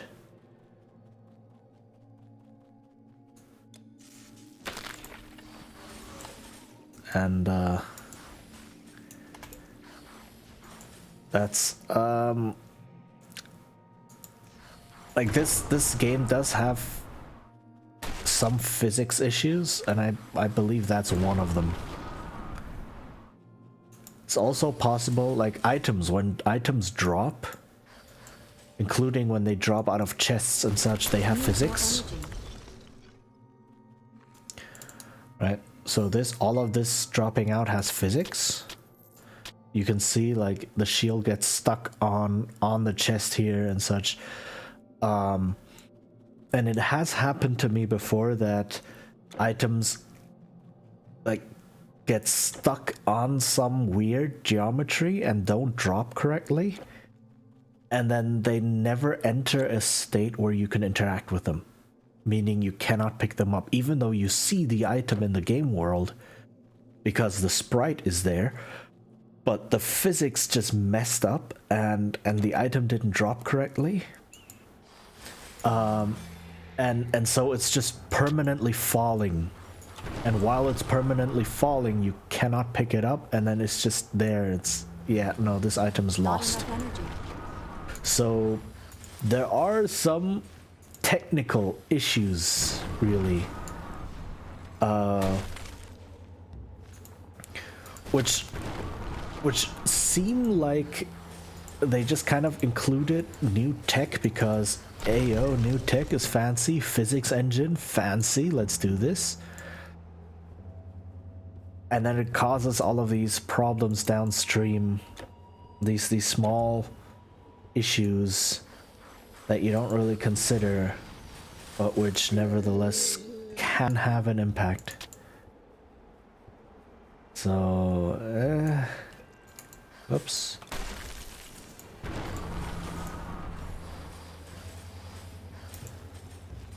Oh, come on.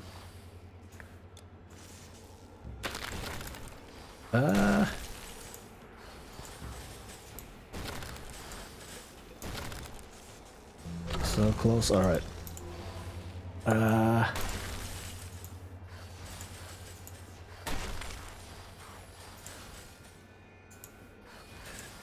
Yeah, you can see, right, the projectiles from the giant just disappear into this slope. Okay, it works for me. But yeah, sometimes it does happen. Like right there, right here. The projectiles just kind of disappeared into the slope. Or get stuck in the slope, so... Need more energy. Wait, what? Okay, that went off at a strange angle, but okay.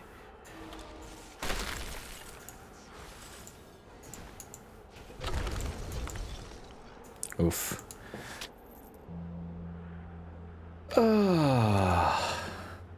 Hey, I'm almost next level. Nice. Ah, that's a lot of dudes at once.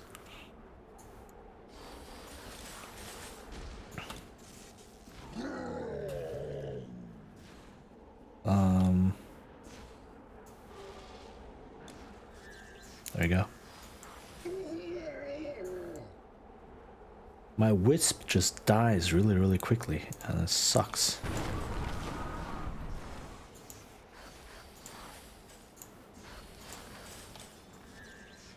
Thought it has a really high chance of dodging attacks, but apparently there's something not quite right. Okay, let me just check. Yeah, okay, 99% to dodge attacks, 99% to dodge projectiles, but not spells, I guess. So I think it just gets murdered by spells. Which is a bit unfortunate, but okay. Ayo, another fountain. Let's go.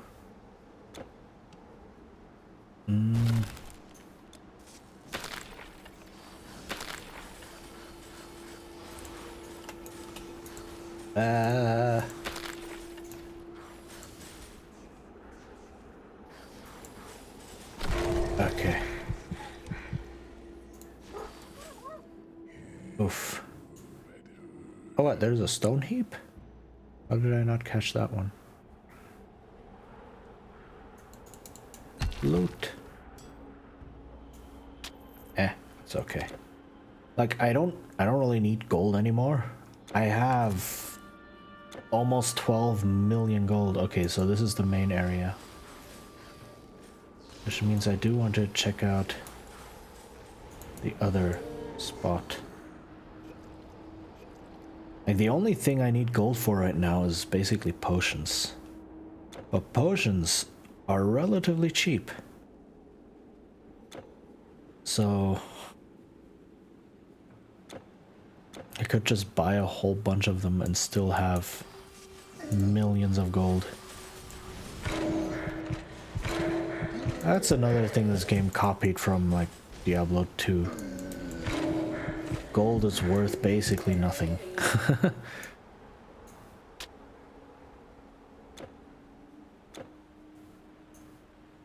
Who here played Diablo 2? What am I doing here?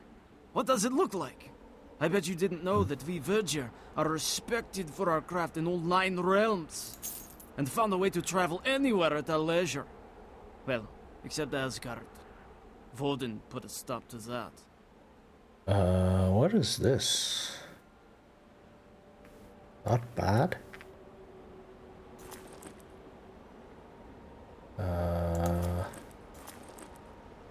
Okay. Come back with more gold. Ooh, waypoint, let's go. Wait, so is this the main path? I am confusion. Yeah, let's go to the Darklands, hand in that thing for the quest, and then I think that should level us up. Hopefully, maybe. But yeah, who here played Diablo 2 and remembers... Oh hey, all of the monsters respawned. Remembers what people actually used to trade in D2. Yeah, because gold was basically worthless. So items were not priced in gold. Items were priced in Stone of Jordans, which was a special ring in the game, a special unique ring. Was it unique or rare? I forget. Yeah, Stone of Jordan. I think it's unique. So prices were just like, yeah, this item is worth 1 Stone of Jordan. And this item is worth 5 Stone of Jordan. SOJs. The mead of poetry. You really have it? Impossible. Let me have a taste. Yes. That really is it. I can feel it.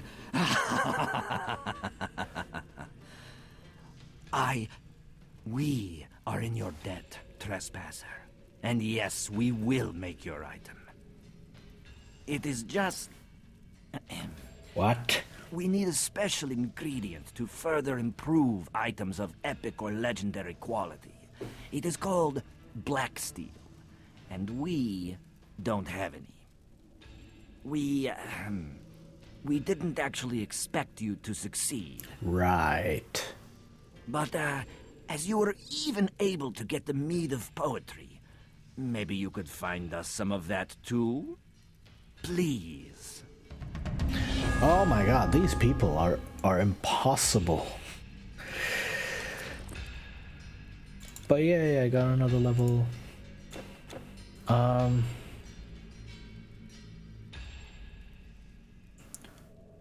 This is slightly more health.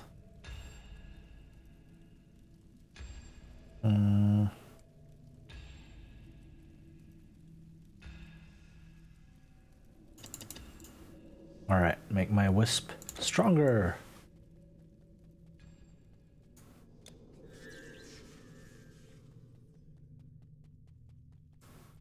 Right, these people are impossible. They're like, get us this meat, then get us that meat, then get us this thing, and then are they gonna ask for even more? I don't know. Jotunheim. Okay, so since the waypoint is here. Hello? Oh, it's still loading? That's taking a long time to load. So since the waypoint is this way... Oh. I'm thinking this is the actual way forward. See, this is so confusing. I still haven't figured it out. I've been playing this game for so long, and I still haven't figured it out.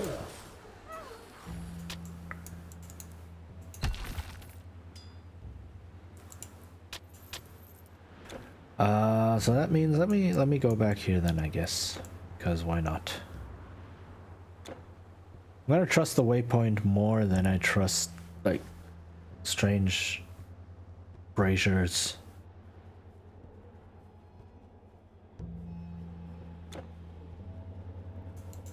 So Jarnvidar Forest.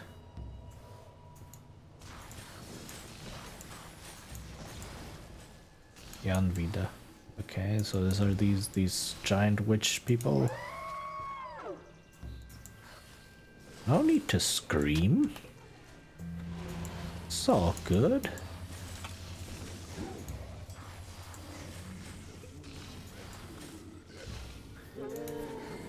Okay.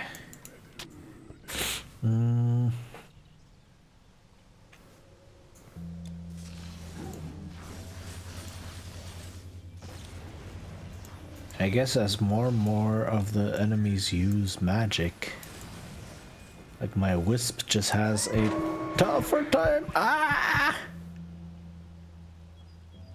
A tougher time surviving. So, well. Oops.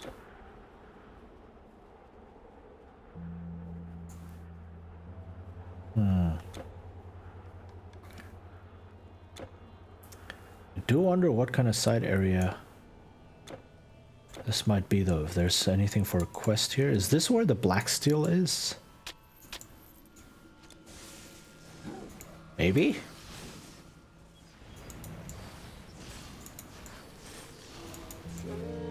Okay. Alright. Black fungoid.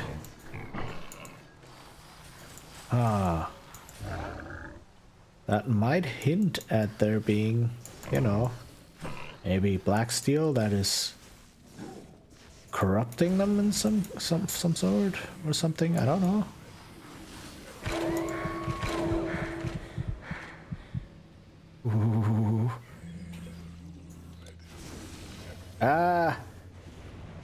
My spell got eaten by the terrain.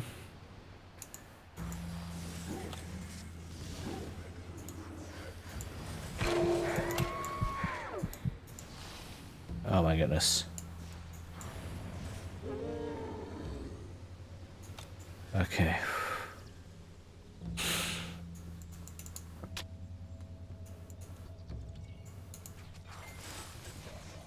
Boom. There you go. Oh, giant widow. See, and now there's more of these braziers here. What the heck? So is this not a side area? I'm so confused. I am so confused. Game, please let me know how I can tell main areas from side areas. Would there be a waypoint at a side area? I do not know.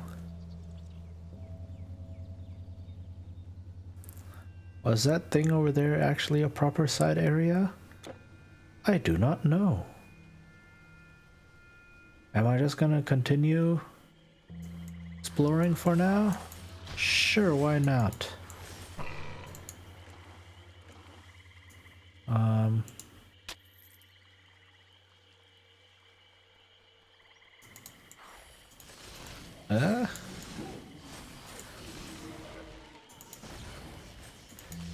Okay. What is okay, this place is not easy to navigate. Let's see here.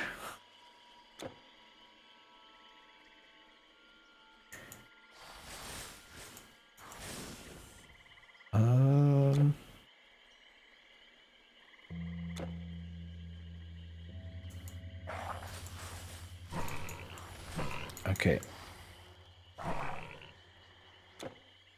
Maybe that other area was the side area with the black steel. I don't know.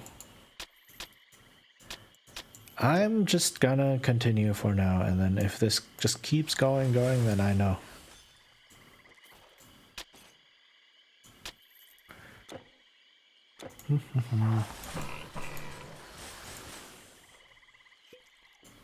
But yeah, that's the one thing about this game. It's pretty, the maps are very convoluted.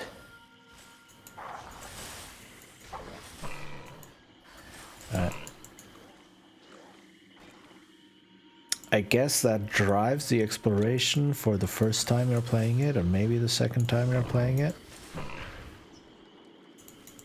And such, but you know, after a while you just know what is where and such. I guess that's also what makes speedruns pretty consistent of this game.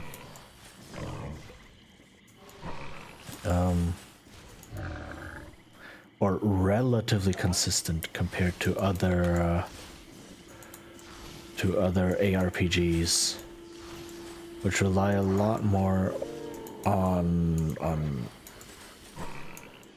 procedural generation.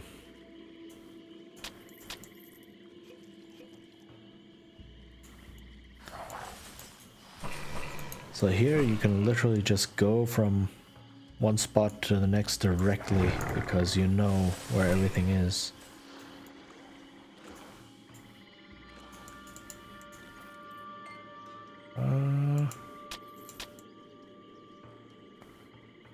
And if you know what you're doing, you can also craft a good build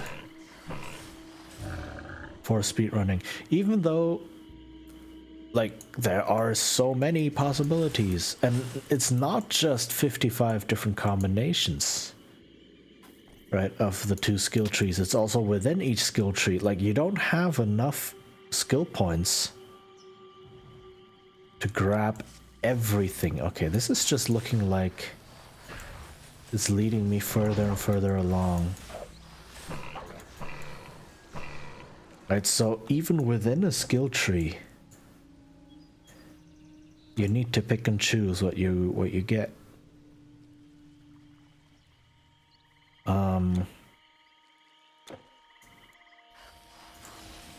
Because it is possible, like every skill has multiple levels in it. Again, kind of like D2. So it's not just you put 1 point in it, you activate it, done. No, you have like, the Wisp has 16 possible points. What is this? Like the Ice Shard has 12 possible points. And then there's 8 and 8 more for passive enhancements of this skill alone. Right? So there's a lot of points to spend on just a handful of skills. So you're unlikely to grab everything. If you do grab everything, all your skills will be really weak. You'll have a lot of different ones, but they'll be really weak. So even within a single combination, there are a lot of different possibilities, which just, it's mind-boggling how many different builds you can make in this game. Need more energy. Right. And that's with a relatively simple, rockable skill system. And it's like, oh yeah, I have 2 different trees. They're all themed around something. And then within this tree, I have different abilities and I can enhance them with passives. But which ones do I pick? Right? Which ones do I go for? Yeah, okay, there is... Oh my goodness, there is a fountain here. Which means this is definitely a main path. Or, I say definitely. I'm doubting myself. I am so doubting myself. But, you know... I don't even know anymore.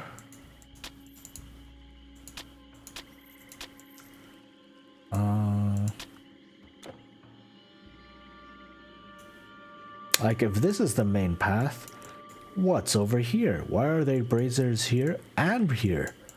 What is going on? I do not know. I'm just playing the game.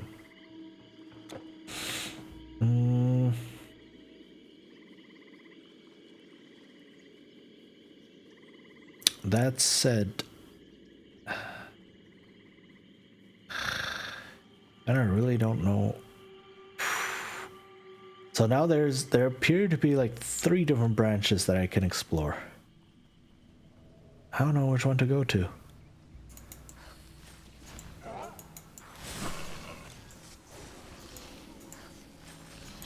Oh my goodness.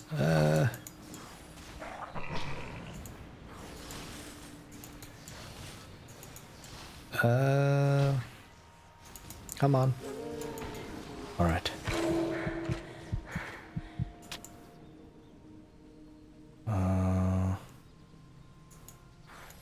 And none of these areas give me any indicator of what I might expect. Like, am I gonna expect a boss fight? Am I gonna expect a side quest area? I do not know. It's a great mystery. So I guess that is nice for like the first playthrough. It's like, oh, what is gonna happen? It's like actual exploration. Oh my goodness.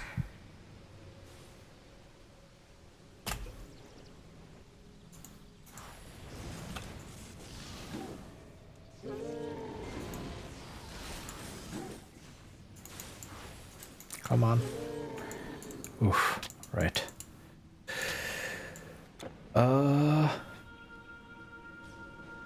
Or does this just loop back around?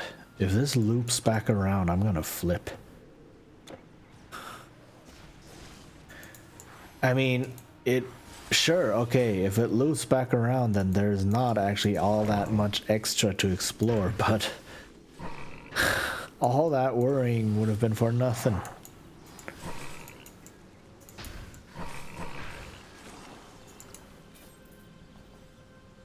And it does look, oh my god, look at this, look at this. That stuff fell into the water. That's the physics engine right there.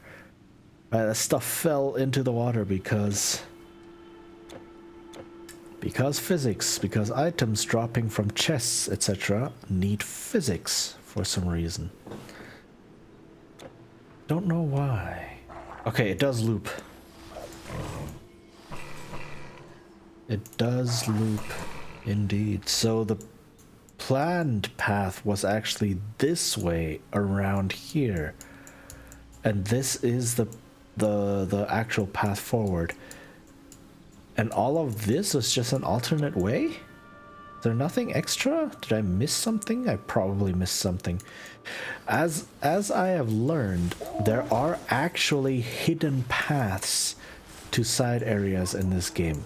Like, hidden in the sense that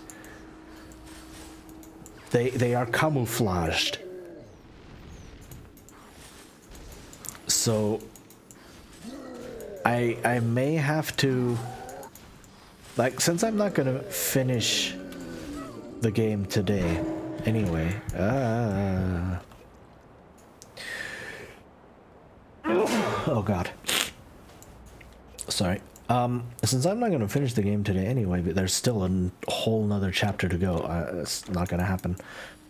I might just check the wiki on some of the secret things, because there are a couple of other things I've run into in earlier chapters that I haven't solved yet. It's like, I don't know what I'm looking for.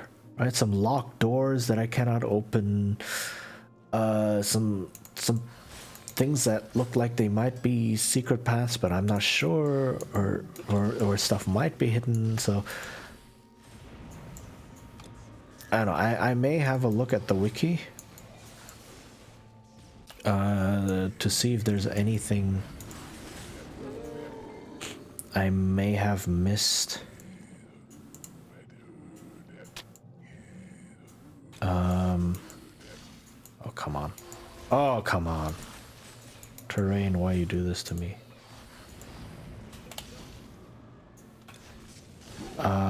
And then go back and explore that.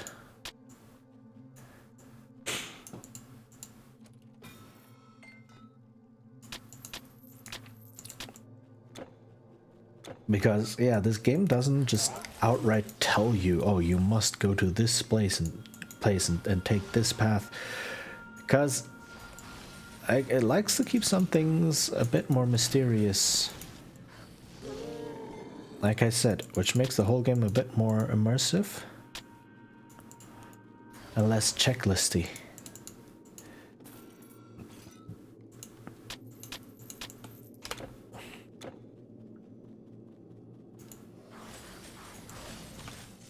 Come on.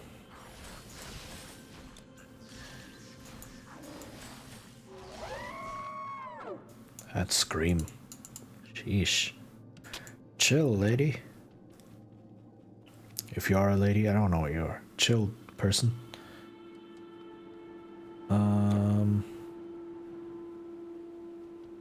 Okay. It's just a peninsula.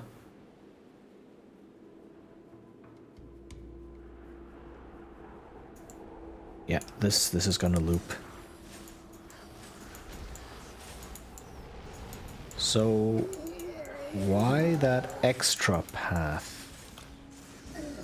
Why make that? Like, again, the whole thing is handcrafted.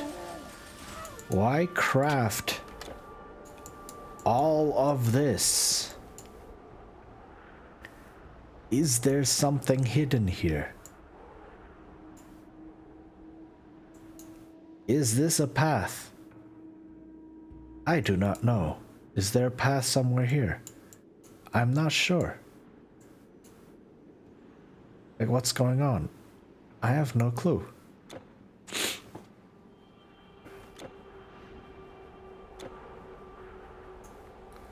Frostbite Shrine. Oh man. You know what? Why not? While I'm fighting these people, might as well.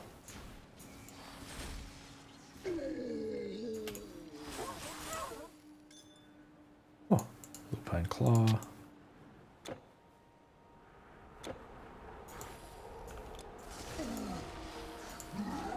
Oh man. Oof. All right.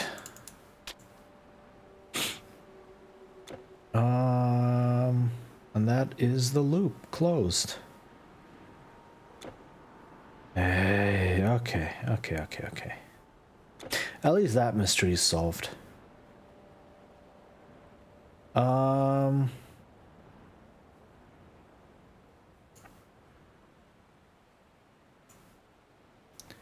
Is this a path?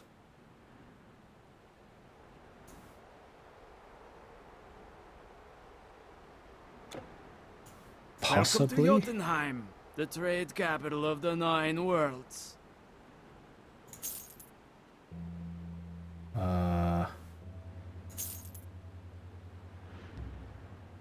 Come back with more gold. All right, you know what? I am going to just check that out real quick.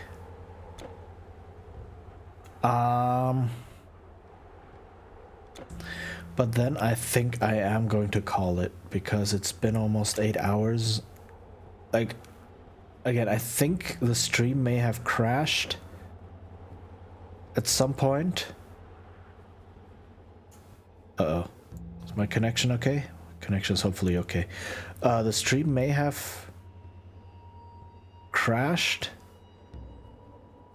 at some point, which means that Twitch is not showing the actual time, but I have been going for almost 8 hours.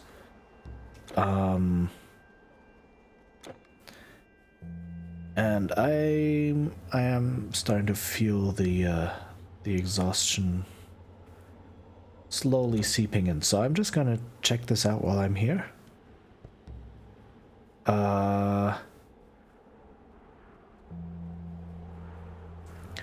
And then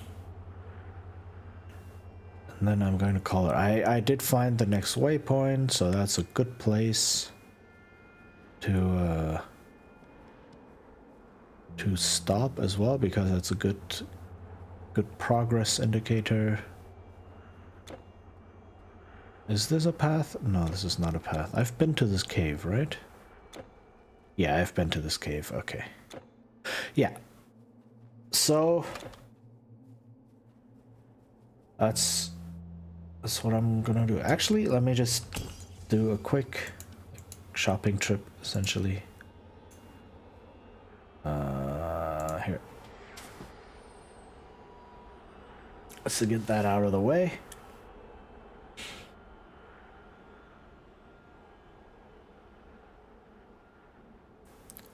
And load. Okay. So yeah, that means the king I was talking to in this settlement All your stuff is here. was also not the king. That is wild. I've been bamboozled. Don't die in that cold.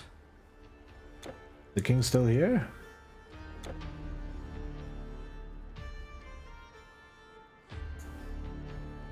Nope. This is locked. I'm glad to see you returned back safely, hero. And you confronted the betrayer. Did you find any way to free my father? Yeah, see, we were talking to the king here. Apparently that was Loki all along. Huh. Interesting. Okay. So yeah, I'm going to end this here for now. I made a lot of progress. We're basically down to the last waypoint in this act, and then Act 6, which is about half the size, I think. Looks like. yeah.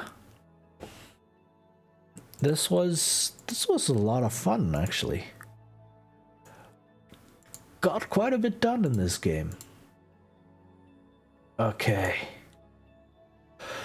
So, I am going to look for someone to raid. In the meantime, I'm going to say thank you to everyone who came by. Thank you for the raids. Very, very much appreciated.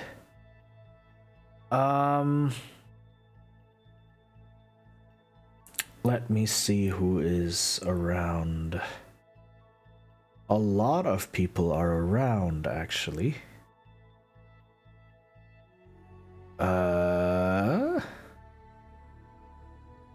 Let's see what's happening. Oh, so many people streaming. Yeah, it's the weekend. Of course, people are streaming.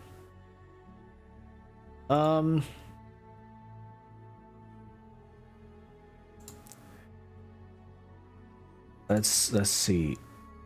Who do we have?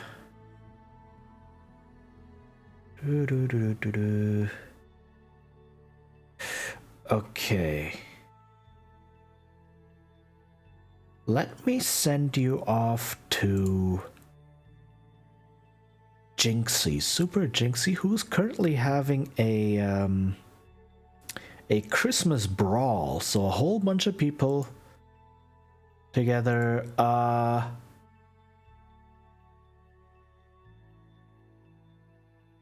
Or hold on. Let me check this. Yeah, no, let me send you over to Jinxie, who's having a big Christmas ball. So a whole bunch of people together playing games, competing against each other, and it's a lot of chaotic fun. I hope Jinxie is great.